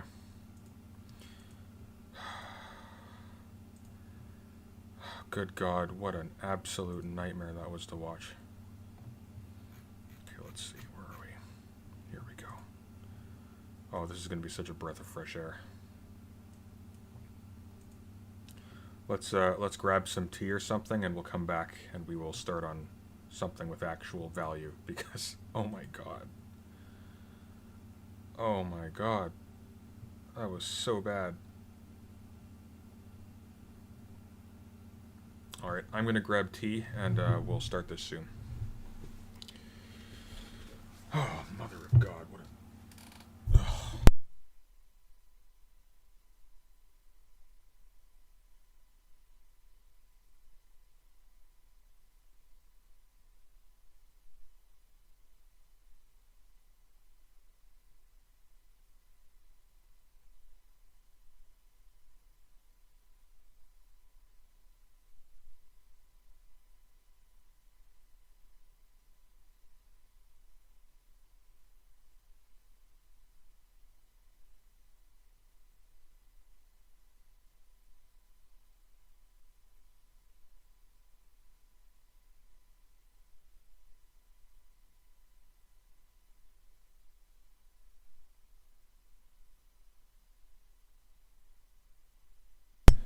Okay, so let's get his face on the screen here.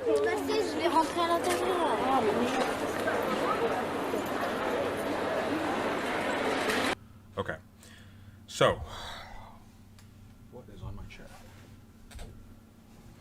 All right, so why are we covering this? Well, first of all, I'm going to leave a link in the description to the actual video because it's very good, and I suggest people look at it. I'm not going to be so much interested in the content. I'll be discussing that with Zan next weekend. I want to compare this, and the reason why I'm situating this right after that debate, because I anticipated how it would go. I want to compare this to the presentation that Perspective Philosophy gave, because Zahnzee is going to be giving a really high-level presentation here, but he's not going to be doing so in, what's the word? Hang on, I'm going to Google the word I wanted to use. It's a really good one.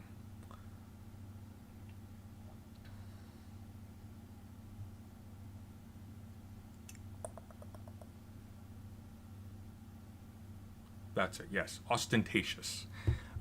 He chooses clarity over trying to show off, and that is really, really important. Now, he's not even engaging in a debate. He's just trying to make something educational. And it is educational. I learned a lot from this video. As well as gained an interest in Final Fantasy VII. So, but let's get into this.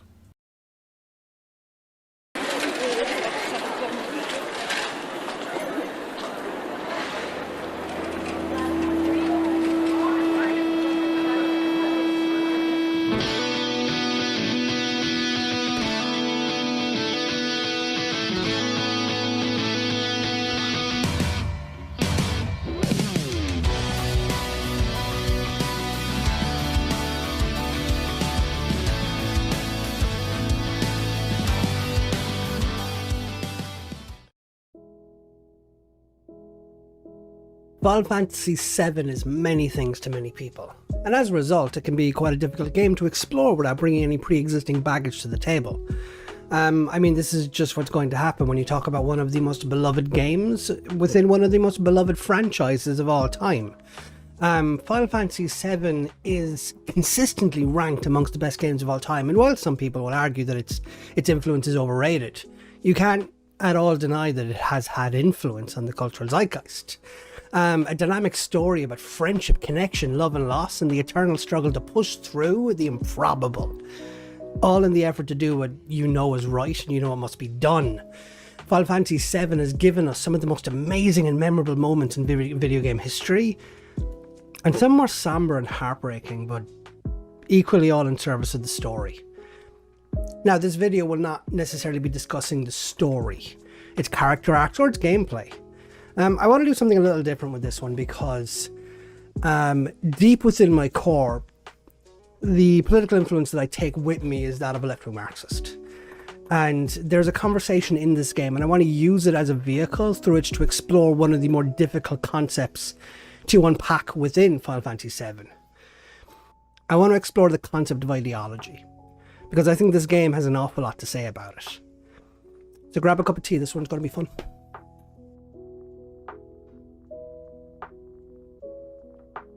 Ideology first made its appearance as an Enlightenment philosophy. It was French philosopher Antoine de Tracy. Now, I'm not French, I don't know how I pronounce that, or if I even pronounce it correctly.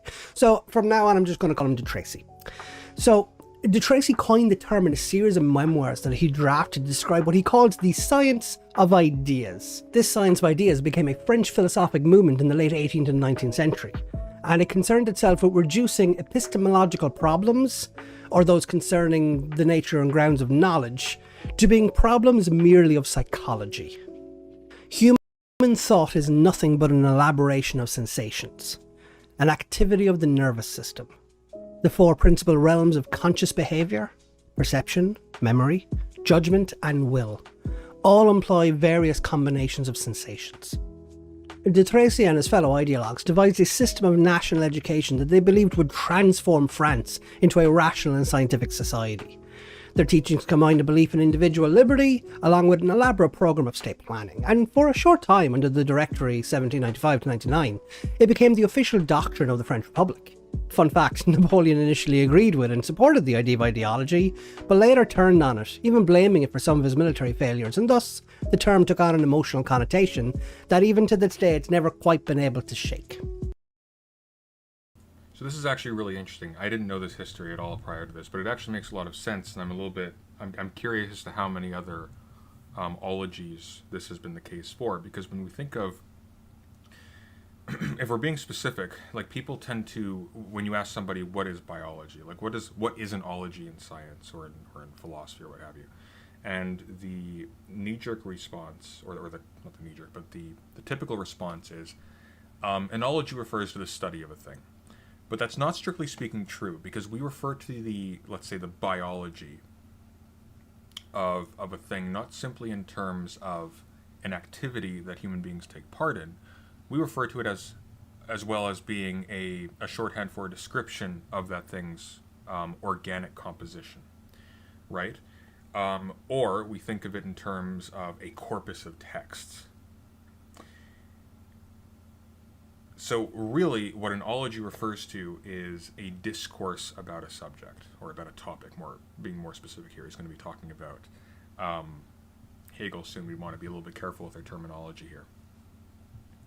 But curiously enough, it turns out that ideology on this frame is itself, well, on the frame he's going to develop, ideology is itself the product of what we would call an ideology. We have a set of categories that we sort of assume to be natural that don't necessarily have explanatory value in and of themselves, but rather they're expressions of either things that we want or things that we have assumed and not necessarily reasoned ourselves to.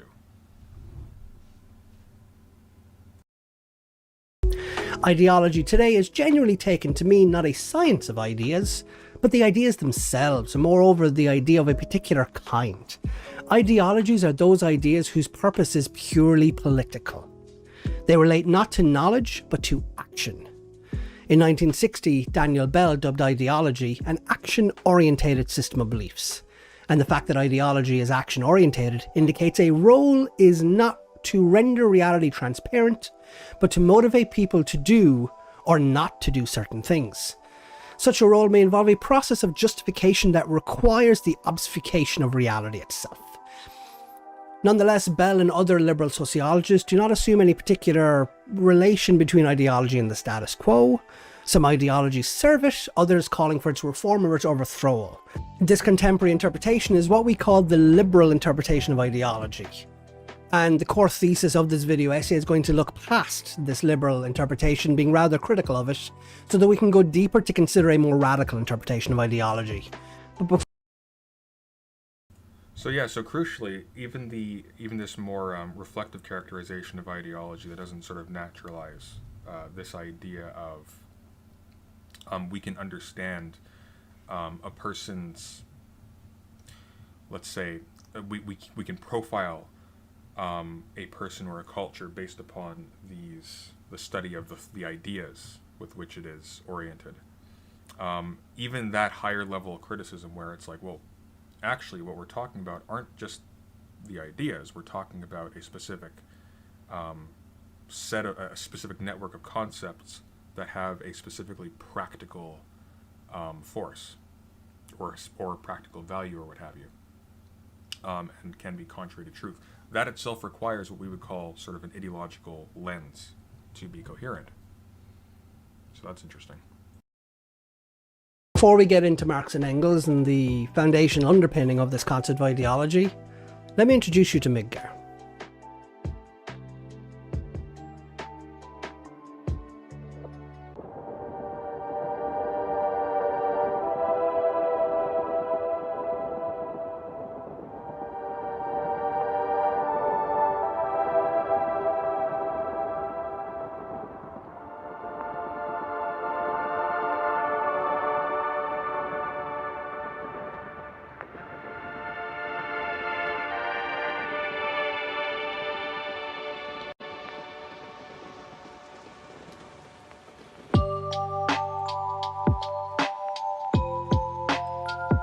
Now, Final Fantasy VII introduces you to its world by immediately showing you a two-tiered society of metal and steel, a city fundamentally constructed out of the lifeblood of the world itself.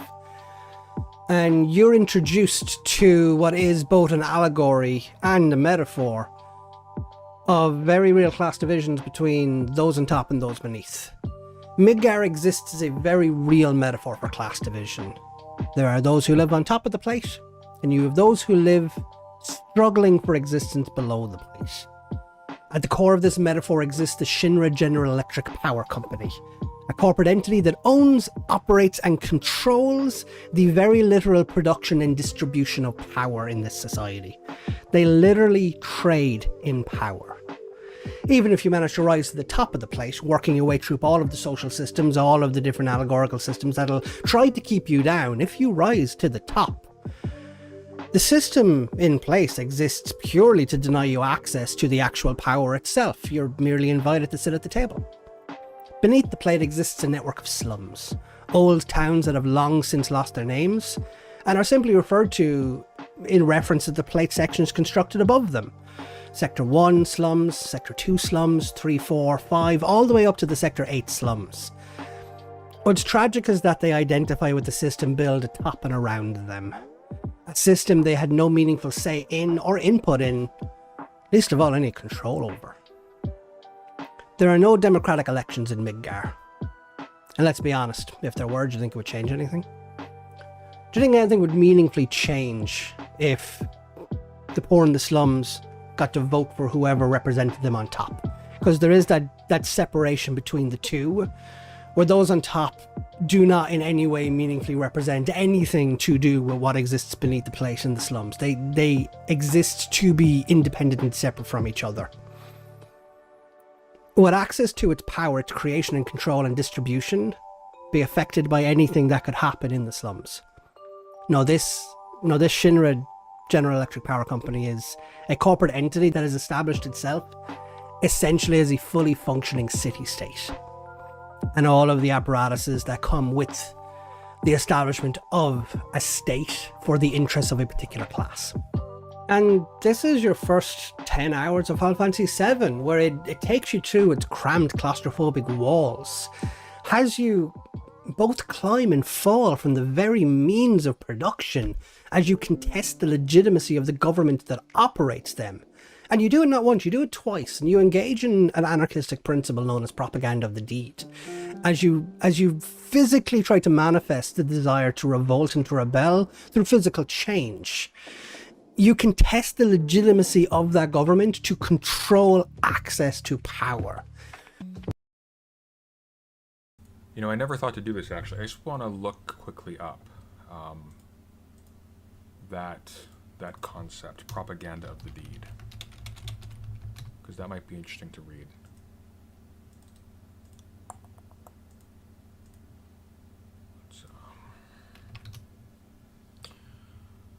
So, propaganda of the deed, from the French propagande, I can't read French, pas le fait, is a specific political direct action meant to be exemplary to others and serve as a catalyst for revolution. It is primarily associated with acts of violence perpetrated by proponents of insurrectionary anarchism in the late 19th and early 20th century, including bombings and assassinations aimed at the ruling class, but also had non-violent applications. That's interesting.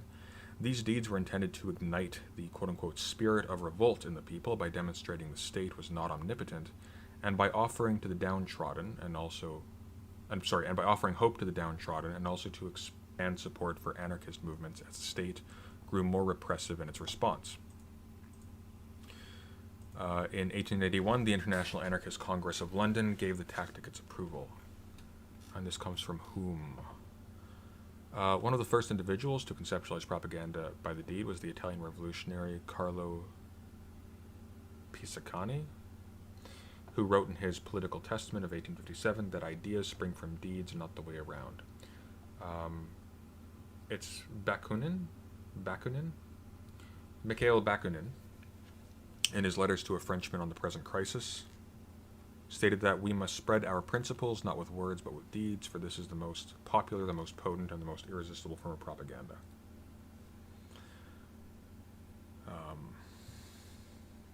I think this is sort of borne out, obviously, especially in recent history. I still maintain that I think Trump would have had a much bigger shot at a second term had his reaction to COVID not been so terrible. I think the human misery resulting from government incompetence was far more effective in him losing the election and there being, well, maybe not actual radical change in a serious way, but at the very least, a change in which party was ascendant. And in return, you fall. You fall from where they don't want you to be. You fall from on top. You fall from the strata of society that they have decided you do not belong in, and you fall into the slums. And there, you climb your way back up. You climb your way through the wreckage of what this entire social structure is not only capable of, but actively complicit in inflicting upon its society. Midgar itself, and in turn Final Fantasy VII, consistently remind you that you are under its control, like an organism that is merely tolerating your presence and will reject you at any moment. And then you leave. And you discover that Midgar, your whole world up until this point, was only a tiny slice of everything there is to see in this world.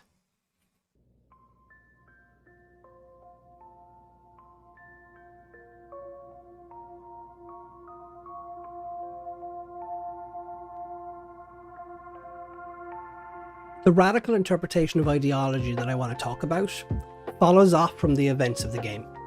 Like I said, you spend your first 10 hours playing in this overbearing, oppressive, claustrophobic world that desperately wants to squash you. Claustrophobe. Maybe this is worth talking about briefly. So, compare this to the presentation that Perspective Philosophy was giving in his debate with JF. Notice how there is almost no name dropping. He references a concept. He gives you an example of where to find it. He links, of course, to the Wikipedia page. He references people only when it's integral to determining the history of a concept. It's unpretentious, and as a result, it's extremely clear. The reason why Perspective Philosophy's presentation was failing so badly was that he was so eager to, well, I mean, to show off his philosophical chops or something, that he forgot to make his arguments compelling, and specifically compelling to his audience. This is really clear.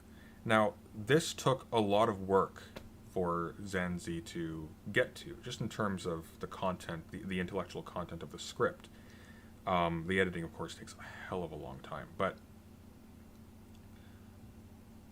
I can find like a stack of books that are going to be the components of this script, and yet he makes it clear to a lay audience. That is so important.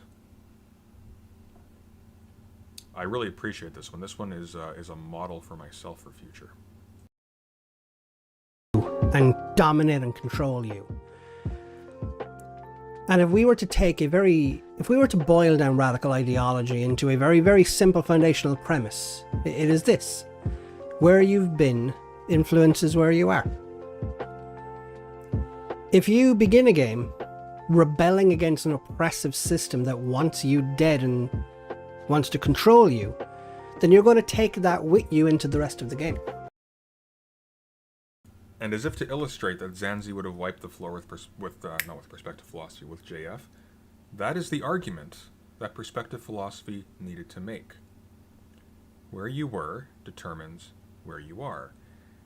And we take with us where we were through our technology, through our inherited social conditions, through our literature, things like that, not through our genes, not entirely through our genes. Certainly not when you have a rational species.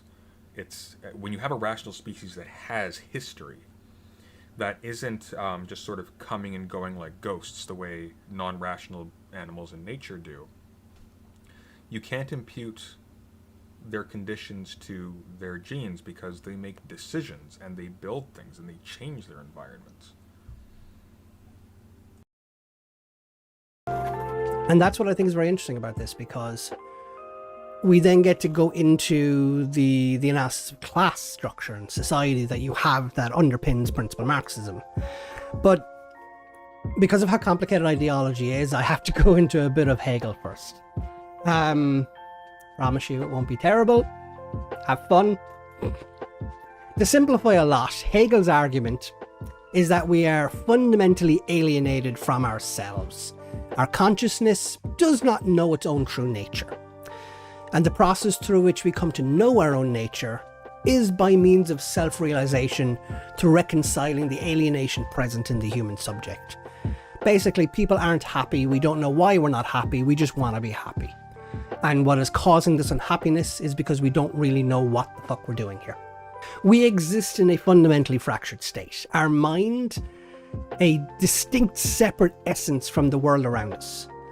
But it feels this longing to be reunited with the objective reality surrounding it. Like you as a human subject, you feel that distance. And what you want to do is you want to form a totality that Hegel called absolute spirit. Now, The longing that we've been discussing, Hegel calls this alienation, and he believes that it could only be overcome through conscious thought and change as you change the environment around you. Now, Marx looked at this and said, no, you've kind of gone wrong here. Thinking about the world really hard won't do anything about it. You can't just simply overcome the burden of your conditions, your life, existence itself, by just thinking really hard. Thought alone is not going to make you feel any less incomplete. If you're being oppressed, thinking you're not oppressed isn't going to do a damn thing about it. Thought alone is not going to make you feel less incomplete. This is a separation of yourself from reality itself. Marx thought that reality, it was the material existence itself, the object, was where all the magic happened.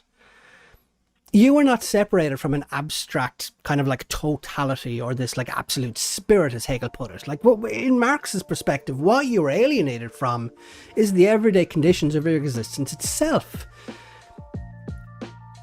The true nature of events, the true nature of alienation, as Marx saw it, is not that you are seeking to be whole with a sense of reality. It's that you're just looking for a place to belong in the world itself. Hegel had a whole system for what alienation was and how you ameliorate this situation and how you overcome your alienation. And Marx diverged from it in one key way, in that he employs a materialist approach to that conversation. While Hegel places the absolute spirit as being the pinnacle source of this alienation, Marx argues that there's no need for such an abstract concept. Alienation is present simply in the fractured existence of being separated from the conditions that you exist within. It's a purely sensuous experience. And on that note, actually, that gives me an interesting idea. Is that possibly a part of the appeal of a lot of sort of the ASMR phenomenon? Because I find that the worst videos in ASMR are the ones that are artificially, someone doing this. That's the worst. I hate that. Why? Because it's artificial. It's like, that's when it gets into the creepy realm almost of a fetish. What does it for me is when it's like you're watching somebody doing something and you hear like the natural sounds of the material involved. And there's sort of a groundingness. It grounds you in a way, as well as, the sounds are a part of the experience of the finesse associated with some sort of practical task. And I've noticed this because I have a similar response to satisfying visual depictions. So, for example, when you see those like super satisfying videos on YouTube where you'll see like precise instruments working really efficiently, or you'll see like somebody painting in a really not efficient, but like in a really I guess satisfying way. I need to figure out a better word for this.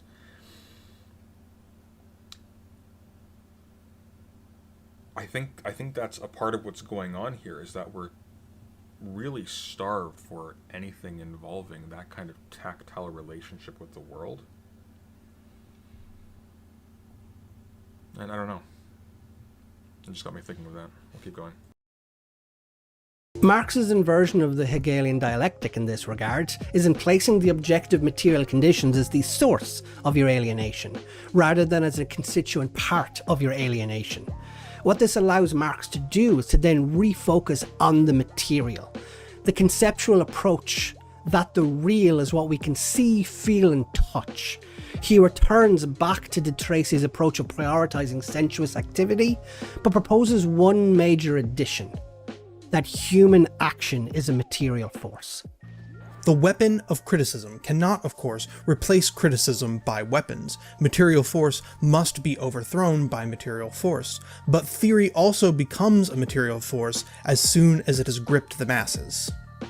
Now, the contemporary modern world as we experience it is in no small part a direct product of the alienation most felt commonly as a separation from the world. To Marx, you are a subject seeking reconciliation from the estranged world around you. The world is not alienated from you. You are alienated from the world. You are the one who experiences this intense feeling of longing, a yearning to be reunited with your community, your society, from nature itself. You feel cut off from it. The world itself induces in you a feeling of estranged longingness. This is your alienation. The object estranged from the subject, making the subject alienated. What Marx has done, he's inverted Hegel's ideas into arguing that it is not you that is separated from the world. The world causes you to be separated from it. And it's that subtle distinction. It does not begin with you. It begins with the world. And it was this that formed the basis of Marx's materialism. Hegel had identified two classes that emerged from the French Revolution. The proletariat, a group of wage labourers who sold their labour to factory owners, and the bourgeoisie, a class of people who owned those factories and generated their wealth by employing those labourers selling their labour power. And what they did is they sold back to those labourers a fraction of the wealth they produced through working in the factories. These two groups exhibited particular yet divided and contradictory interests. There is no expression of a universal interest to command a common good in this society, since if one group gains a controlling stake in government, it will be the interests of not a common universal interest, it'll be the interests of that powerful group.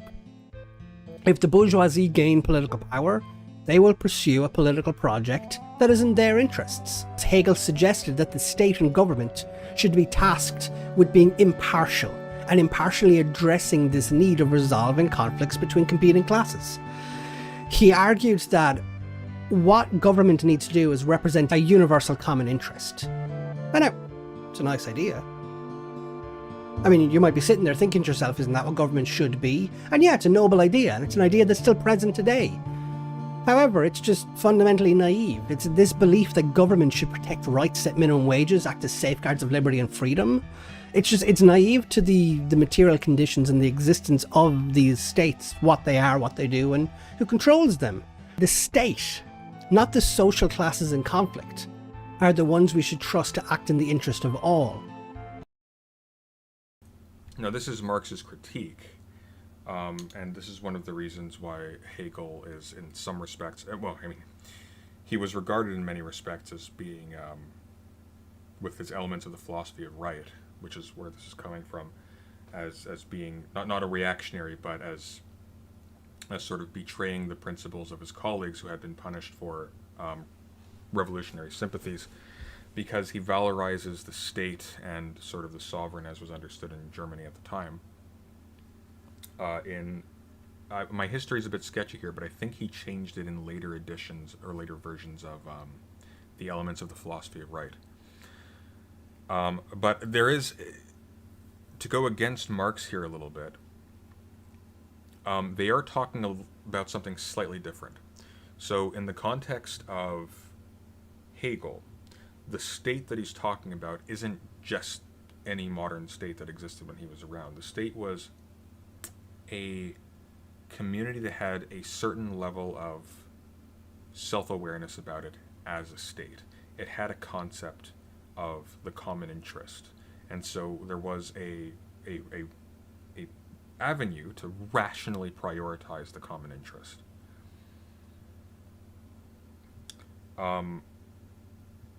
This is, of course, an ideal state. He's not talking about something that really exists at the moment, otherwise it wouldn't need to be written down. Not particularly material to the argument that Zahnzee's making, he just thought it would be worth mentioning. Is Hegel's point. And in Marx's perspective, Hegel is just fundamentally naive about what government is, and argues that government is not a representative of the universal interest. Treating it as this abstracted idea would suggest that in reality the rich have as much access to the controlling powers of government as the poor do, which is just simply not the case. So what you end up doing is you end up creating a situation where the rich get to control government, arguing their interests are the universal interest. And what this does is this shuts out the poor. Yes, Heisenberg, kind of like a commonwealth. Elements of the philosophy of right, which I will... Do I have it with me? Oh, no, I put it One moment, I'll grab it. It'll actually be interesting to see just a stack of books that he's referencing here.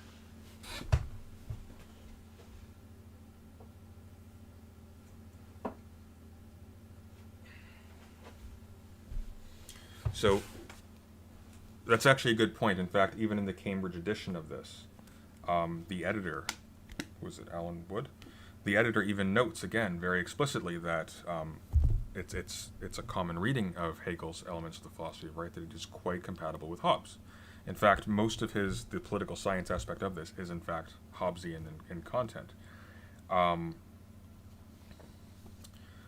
crucially, this is a concept of historical progress in terms of an unfolding of self-consciousness until eventually, like an unfolding of science, an unfolding of our understanding and awareness of our place in the world. And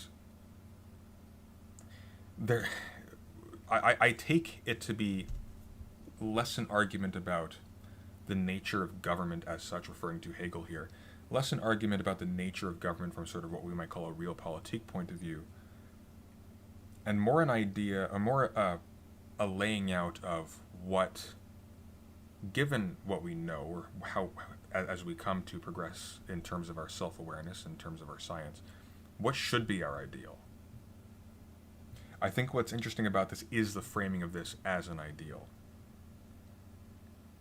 And in particular as a rebuttal to Kant, who has his own theory of historical progress that does not involve a growing self-awareness of our common interest, or of the common good, or of our place in nature, but of rather a blind smashing together of a contest of different individuals, different communities, different states, resulting in an ever-increasing ever-increasing progression of technological sophistication, resulting eventually in a crystallization of the best possible political form of a cosmopolitan humanity.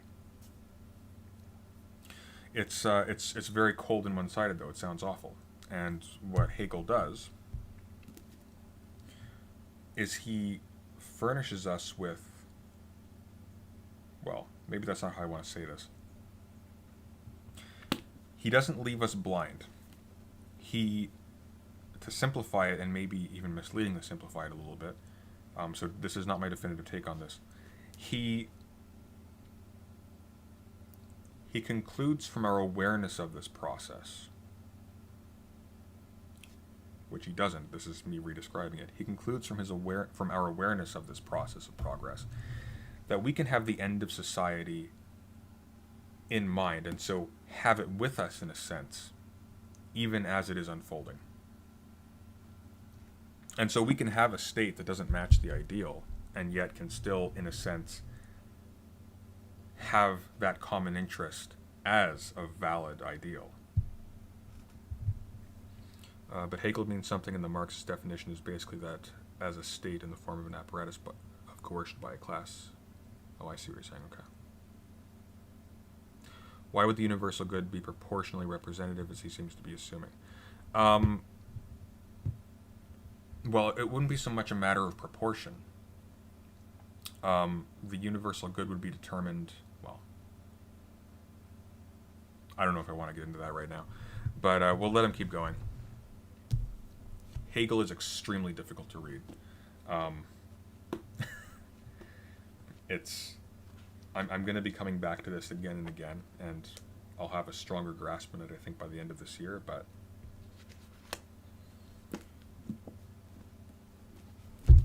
Hegel is hard.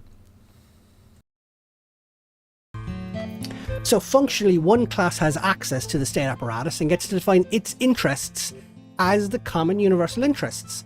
Hegel's conclusion is that a universal suffrage will create universal class representation within government.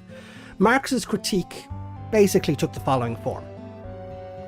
For any universal interest to be present in society, human emancipation is necessary.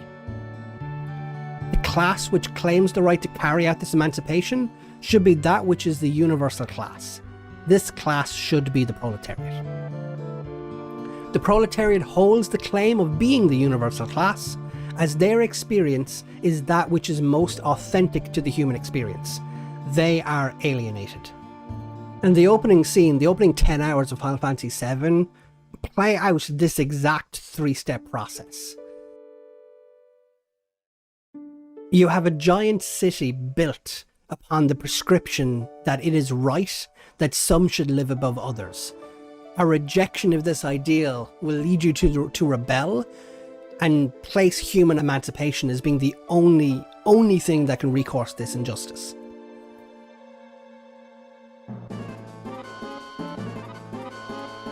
Avalanche, a proletarian resistance group, pursues this goal. Okay, so let's think about this for a second. The class which claims the right to carry out the emancipation should be that which is the universal class. This class should be the proletariat, and it should be the proletariat on this view, because the proletariat is that which experiences, well, it's the greatest number as well as the most alienated. And so carrying out its emancipation would be the greatest corrective, I take this to mean.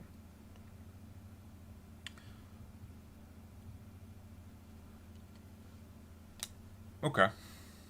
Right. So the objection to Hegel here would be something along the lines of, by smashing all of these classes into a single entity in the state and having the state itself be self-conscious, you maintain the relative alienation of the lower classes.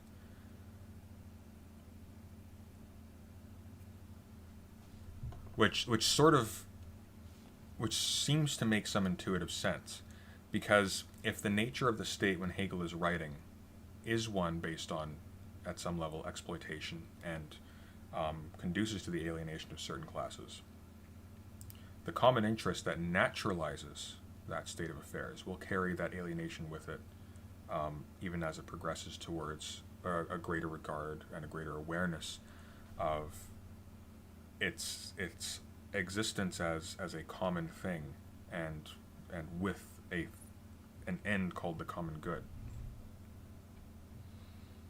Class antagonisms do not exclude the possibility of class collaboration. No, they don't.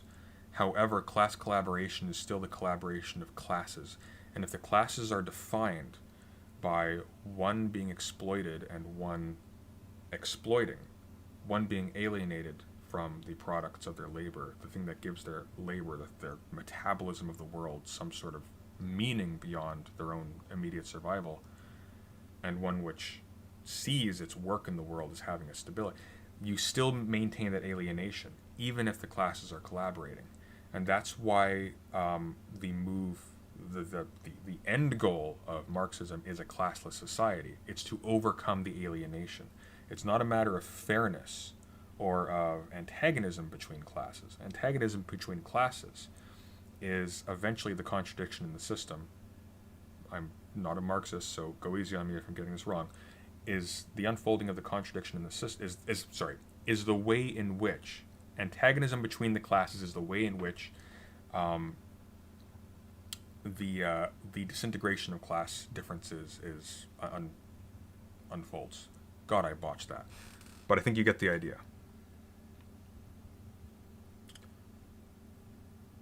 So again, like the issue is not undoing class antagonism. The issue is undoing alienation. And this occurs through class antagonism, but the end goal is a flattening of all into one class. On Marx's view. Leaving the slums to travel up to the place of direct power production to directly and physically critique how Shinra produces and controls a monopoly of this power. What Avalanche do is they directly target and attack the source of this power.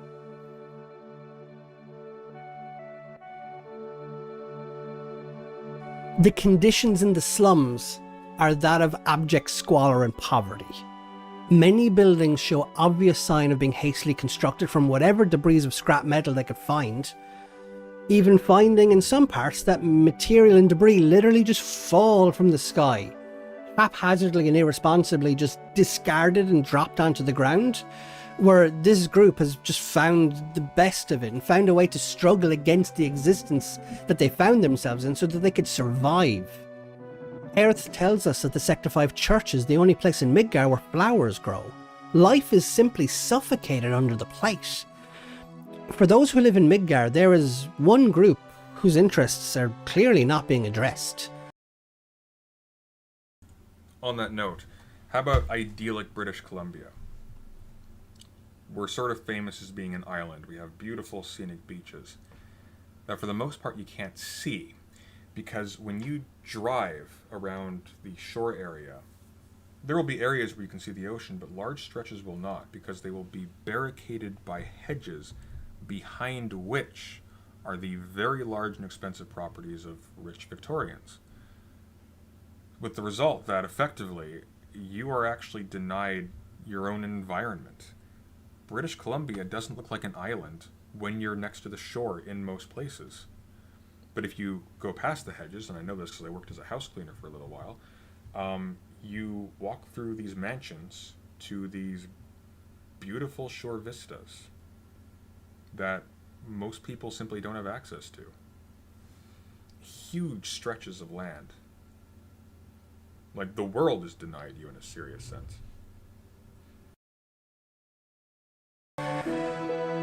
And it is their experience of alienation that is the most authentically felt. And so we simply just return to this quote. The weapon of criticism cannot, of course, replace criticism by weapons. Material force must be overthrown by material force. But theory also becomes a material force as soon as it has gripped the masses. You destroy a power plant. A very real and literal source of power in this world. The first thing you are introduced to in Final Fantasy VII is the absolute essence of material reality. The cosmos, the screens of the planet. These are all very real systemic constructions of our oppression, and they shape the alienating impact of it and the destructive reality that we are living in. Yeah, and that's a great point, Shimino Warhead.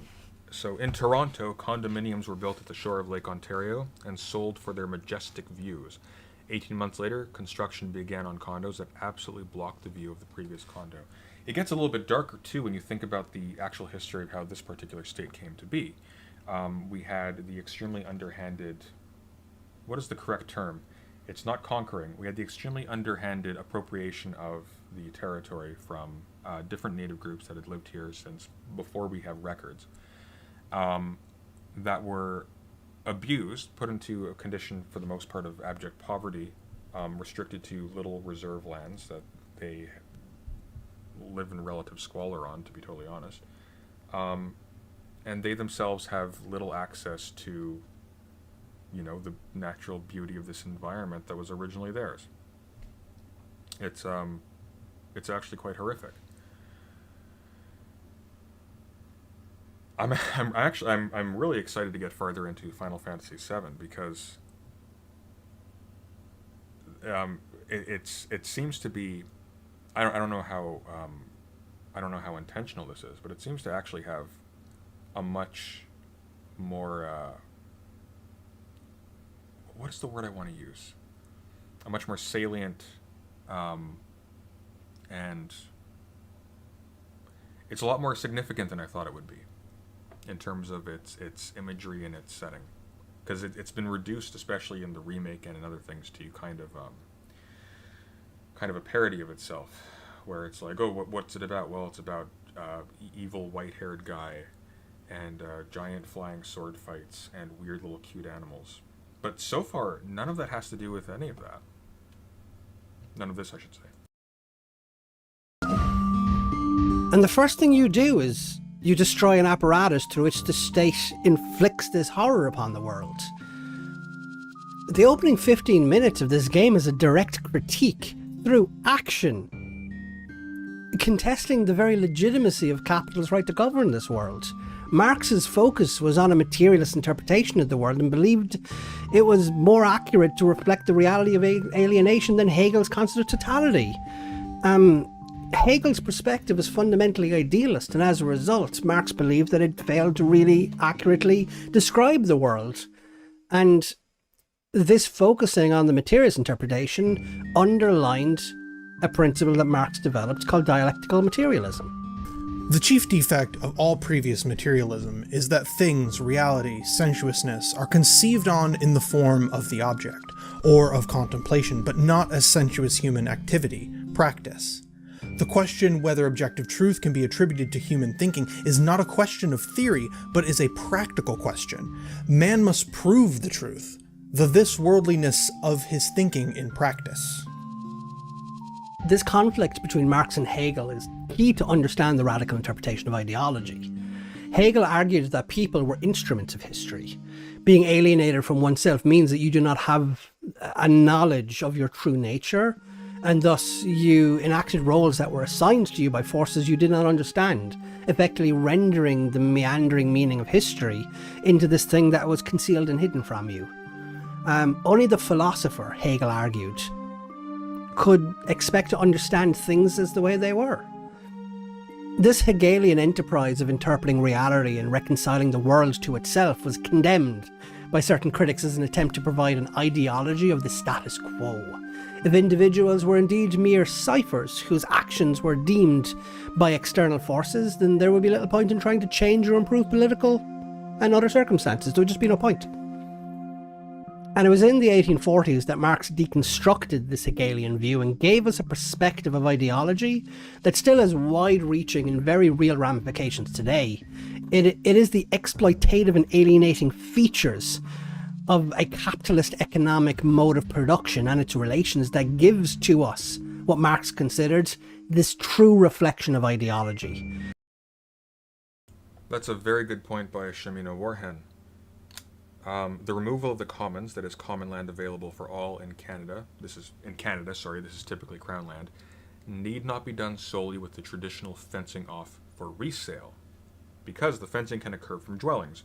One thinks they are offered natural beauty when they purchase a oceanside property, say, but at the very same time they are actually taking part in they're taking part in this closing off. So well said, good. Ideology only arises where there are social conditions, such as those produced by private property, that are vulnerable to criticism and protest. The role of ideology in this society is to shield from you these social conditions so that you never realize that criticism and protest are valuable weapons in deconstructing the hold that private property has, because criticism of systems is destabilizing to those systems. The role of ideology is to protect these social conditions from attack by those who are disadvantaged by them. Capitalist ideologies give an inverted explanation for market relations so the humans perceive their actions as consequences of economic factors rather than those economic factors being a consequence of human actions, thereby allowing the market to be considered a natural and inevitable force of nature, an emergent phenomena of reality itself. This gives rise to such claims as the market will provide. Like it's some circle of life bullshit where it's all like feeding into each other and it's just everyone's going to be happy and living together peacefully and harmoniously while we exploit certain chunks of the global economy so as to enrich a handful of people in the handful of richest countries in the world. It's this idea that markets are just goods that create supply and demand concentrations. Like, no, they arise directly from human action. We made markets. Markets did not make us. They do not provide anything other than a reflection of the human material impact of production and consumption. Markets exist because people make things. We made the markets. We are what's in control of this thing, not the markets. We don't serve markets. Markets serve us, or at least they should, and if they don't, deconstruct them. Thus, ideology, far from being a science as de Tracy contends, or any set of action-orientated beliefs as Bell puts it, is rather inherently conservative and epistemologically unreliable. Ideology conserves by camouflaging flawed social conditions, giving an illusory account of the nature and the rationale or function, all in order to legitimize accepting them. Okay, so for clarification, see what he's doing here. It's actually very interesting. So the previous two definitions of ideology, the one by de Tracy, which was a study of the ideas comprising someone's worldview, let's say, and then the second one, which was denigrating a set of ideas with specifically practical import that disguised reality for the sake of allowing you to achieve a specific ideal end, or something like that. Now there is a one-to-one relationship between the material conditions in which you live and your ideology. Your ideology is a reflection, a naturalization in your mind of the conditions in which you live. You take for granted these things as simply there. These are the terms of the game. So we see this everywhere. We see this in, for me personally, international relations theory, which takes for granted the realist conception of the state, which, to be clear, does not mean that the state is real per se. But it also means this, but it doesn't, strictly speaking, mean that the state exists. And it doesn't necessarily either mean just sort of like this vulgar sense of realism as in cynicism and self-interest and things like that. It means both at the same time, but specifically it takes for granted a certain conception of the state as it behaves now, as if this is simply a given, as if you can simply do international relations theory. And you can, in context, self-reflectively, recognizing that states behave as if that is the case. However, international relations theorists don't tend to do this. They tend to draw the lineage of their discipline back to people like Thucydides, existing long in advance of anything like a state as we call it today. So, this was extremely well put by Zan. I'm really glad to lay that out so clearly. And you can lay this stuff out clearly. That's the thing about, like, he looks so much smarter in this than perspective philosophy does, waffling about how he's read Schopenhauer or something like that. And I'm sure there was a point buried under there, but like so much of that debate was yielded to JF on the altar of perspective philosophy's vanity. And I'm sure he's a decent enough person, IRL, but that is so destructive. That attempt to show off, it killed his momentum. It made his arguments, if not incoherent, then obscure, because I had trouble following, because it was so many tangents. He needed to nail down what his arguments were, what they were motivated by, shortly, because it's not about filling space. It's not just about filling space. Filling space is good when you have the other person on the back foot. If the other person is not on the back foot, you need to anchor the conversation around some solid points that the audience recognizes readily as the actual terms of contention, because that's how William Lane Craig does, and he's very good. He lays out every single time he does a debate. He starts off, I'll be defending 3 basic contentions tonight. He gives them very concisely. There are problems with them, but they're very, very well stated in terms of the clearness of their rhetoric. And then, when his opponent brings up myriad different things, like look, there are other resurrection myths in history that could have been copied, or we see animals in nature engaging in stuff that, what have you, contradicts the Bible or things like that. He can just go back and say in his response portion, as you'll recall, I said I was going to defend 3 basic contentions tonight. Zan can do that. Perspective philosophy can't, because I don't think even he could follow the argument that he was making, because he was throwing so much at the wall. And yeah, so anyways, this stuff can be put clearly. It just takes work, and it takes humility.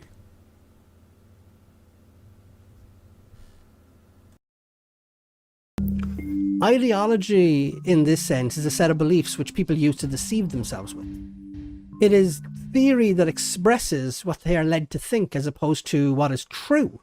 It is a false consciousness, as Marx puts it. It is the act of taking ownership of the material action coerced in you through the material conditions that you find yourself living in. An ideology, always seeking to preserve the status quo of the conditions you exist within, will convince you that it was your fault and you did it. That it was your choice, your own free will, acting freely within a free society.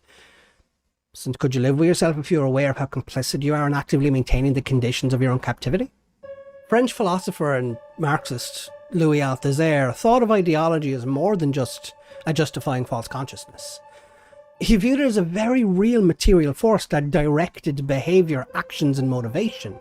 Marx's materialism was about recognizing human action as a materialist force. And I think Althusser mirrored and matched ideology with this theory so beautifully that we have to really recognize and wrestle with how powerful this concept is. Althazair's ideology recognized just how much of human action is influenced by existing within the guts and gears of society itself.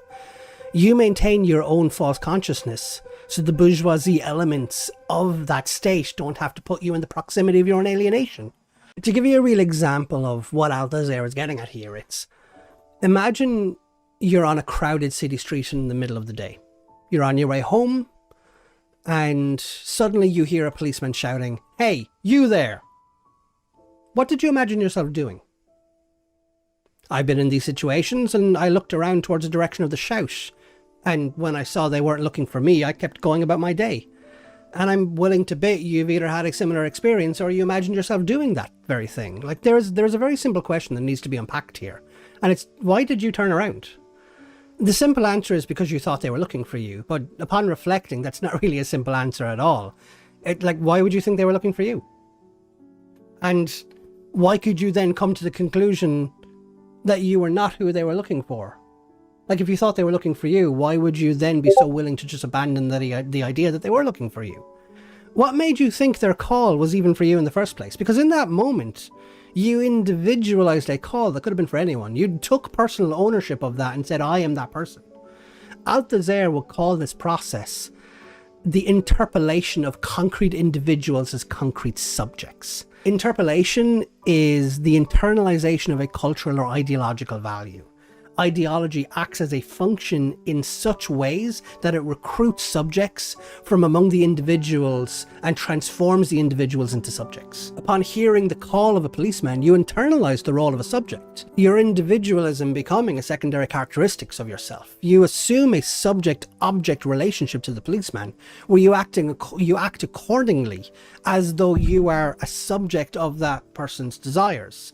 You assume that the object they are seeking is you, and when you realize that you are not the object you seek, you return back to being an individual in this situation, acting independently and no longer being a subject.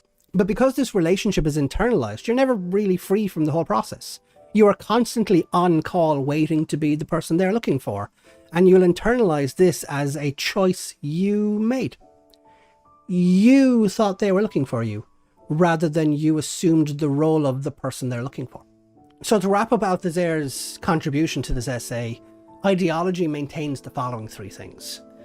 1. The interpolation of the individual as a subject. 2. The individual's subjugation to that subject. And 3. The mutual recognition of the subjects as subject, i.e. the subject's recognition of each other and the subject's recognition of themselves.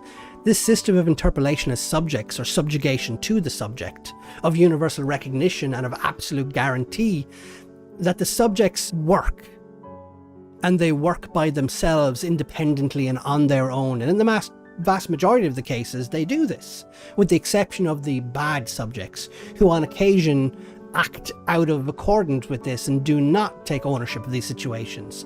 When that happens, the state just invokes one of its more obtuse and overt examples of systemic repression, either in the form of the police or whatever state apparatus is required to subjugate you and force this subjugation upon you. And this pulls us back to Final Fantasy VII in terms of I want to unpack its protagonist, its main character of Cloud Strife. You are introduced to Final Fantasy VII's primary antagonist as he leaps acrobatically off of a cargo train that you smuggled yourself aboard to destroy this power plant. I mean, like, it's a pretty strong opening scene to cultivate a sense of individuality and to distinguish him and, like, make him an independent person, not of the rest of the people.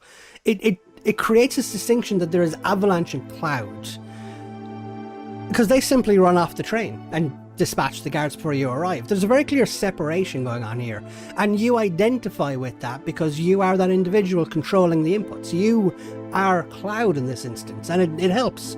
There's a clear delineation between you and the rest of the group, which is made even more clear by Cloud's reluctance to even get to know his comrades. He's incredibly short, he's sharp at them, he doesn't care, he doesn't want to know, he doesn't share their vision or their goals. It becomes pretty clear to you, the player, that Cloud is just a mercenary not gunning for any political goal, and he's just in it for a paycheck. You are a detached, distant, alienated character that spends the opening half hour of the game telling you that you're kind of on your own here.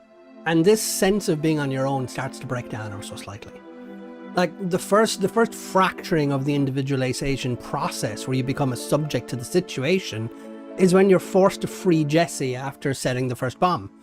Her leg is stuck, and here's the thing: if you don't do that, you can't progress out of the power plant because, well, she has something you need. This is pretty much the first time in the game when you need to interact with somebody else, or you will fail, because the timer will run out, and you will die. In that moment, your very existence is predicated upon you not acting as an individual. And what's interesting to me is that after you physically input those inputs to lift her up in game, in the cutscene immediately afterwards when you get out, you help her up again, because you're running away and she falls, and then you pick her up. And I think what this does is it cements the connection, the idea that individuals are more than just their individual action. You are the player interacting with Jessie, and then the character you control, of his own individual free will, interacts with Jessie. And in that moment, you relate to Cloud. Because here's the first moment that you and Cloud really start to recognize each other as subjects. And that's the key aspect here. This is the beginning of the interpolation process for both of you. You, the player holding the controller, and you, the character of Cloud in the game. You are both people who responded to the conditions of the reality that you exist within with human action. And through an immersive game-playing experience, you intuitively and reflexively see yourself as the subject within this world, recognizing both yourself and Cloud as existing within Midgar's oppressive opening overture.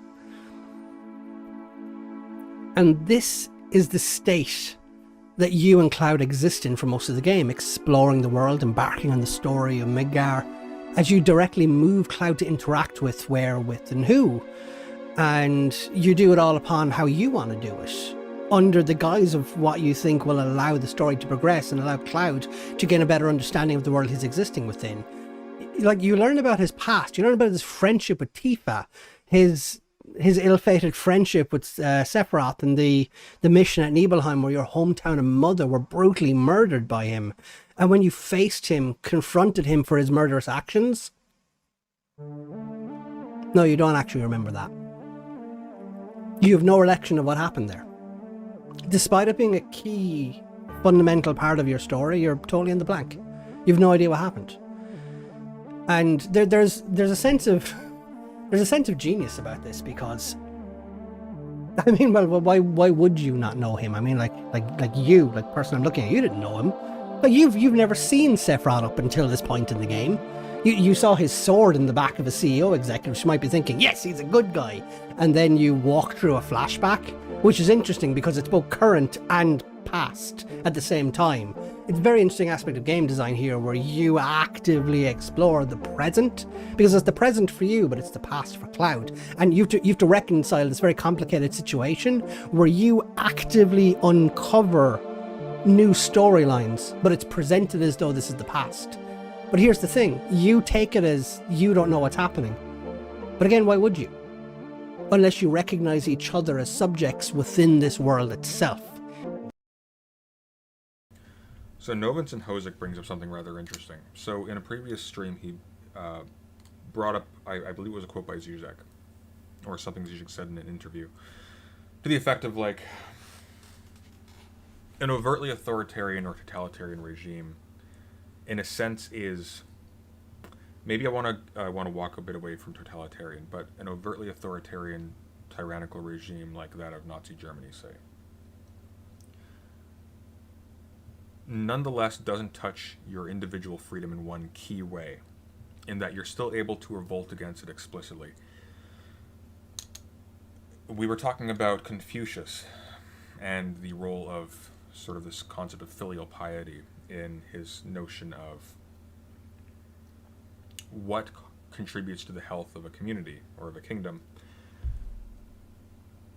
And what Zizek points out, or what Novince points out that Zizek pointed out is that it's one thing for somebody with a gun to say, do this, or I'll kill you, right? It's another thing for someone to say, how could you not do this? Don't you love your people? Don't you love your country? Don't you care about your neighbors? Things like that. Or to bring it a bit closer to home, this is the example that Vince brings up. The difference between your parents saying, now go kiss your grandmother goodbye, you have to do that. You have an obligation to do so. Versus your parent going, you're not going to kiss your grandmother goodbye, really? She loves you. It's your grandmother. How could you be like this? One of those things compels you through force. One of those things hijacks your agency. So that's very interesting. And to bring this back to what Zan was talking about, as in the police, the case of the policeman saying, hey, you sort of have internalized the notion that you must respond to the policeman's call. And of course, materially we have to, because it's a danger to, of course, contradict somebody who is, compared to you, armed to the teeth and wants your cooperation. However, we also feel a moral compunction about it, or at least a lot of us do. We feel like we are doing something bad by not obeying the police when they say, hey, you, or not responding to the police when they say, hey, you, even if it's not clear that we are the object or the subject that they are addressing.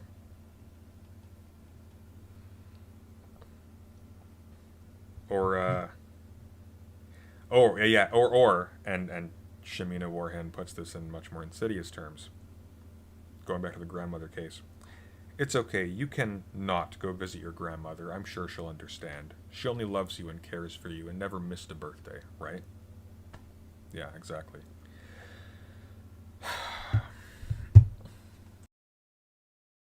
You're still maneuvering Cloud through a memory, and you're internalizing with the history and this set of events that contribute to the narrative flow of history. Like this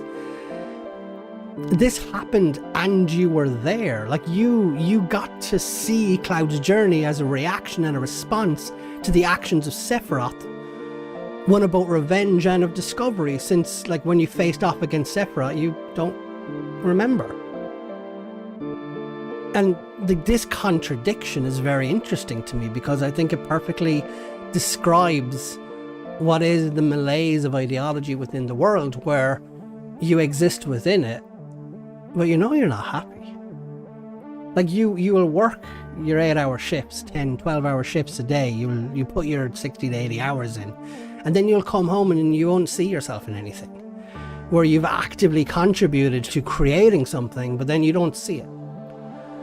So you both lived that past sensuous experience, but your memory is blank. You don't know what's going on. You don't know what's happening.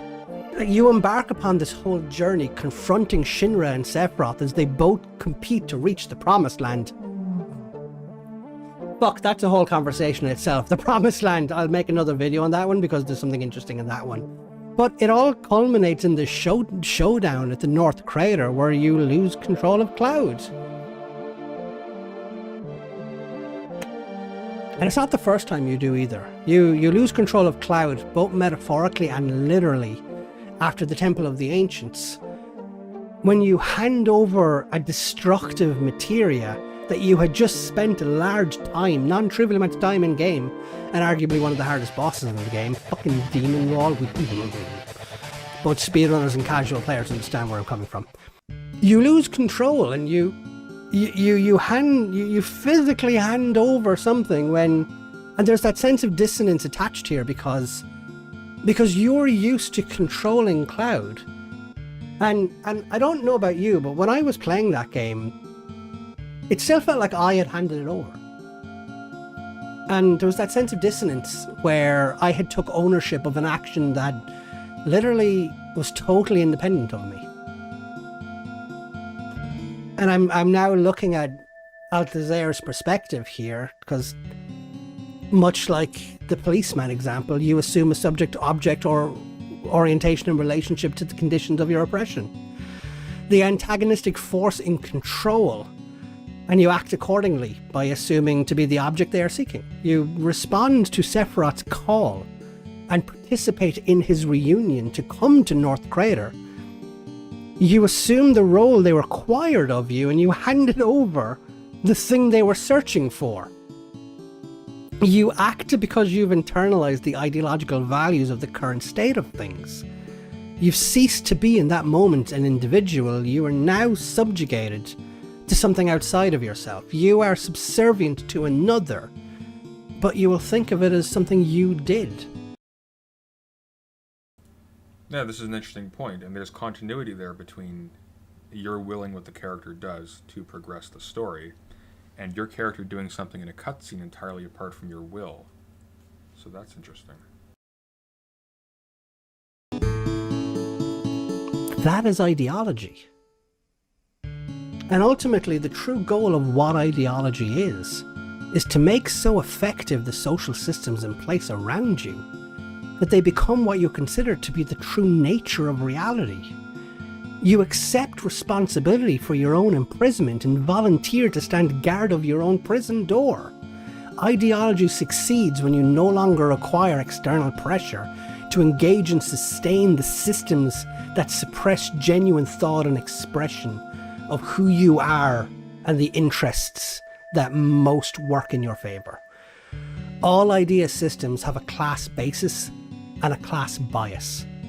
You are what you are and where you are because of where you've been. And you cannot escape the influencing nature of a society that had a very controlling input in where you came from. If you're not aware of what influenced you, you're not really an individual. You're just a subject of capital. Very good. That was such a strong ending. Yeah, exactly. Because if you can't, specifically if you aren't, and this is where the fact that Cloud's history is in memories that he doesn't have, right? Or rather, that's a bad way of phrasing it. Or rather, the story that you experience it is motivated by events about which you have no memory. You treat memories as if these are like, or Cloud's memories, if these are like new places to you. You're unlocking new elements of the story.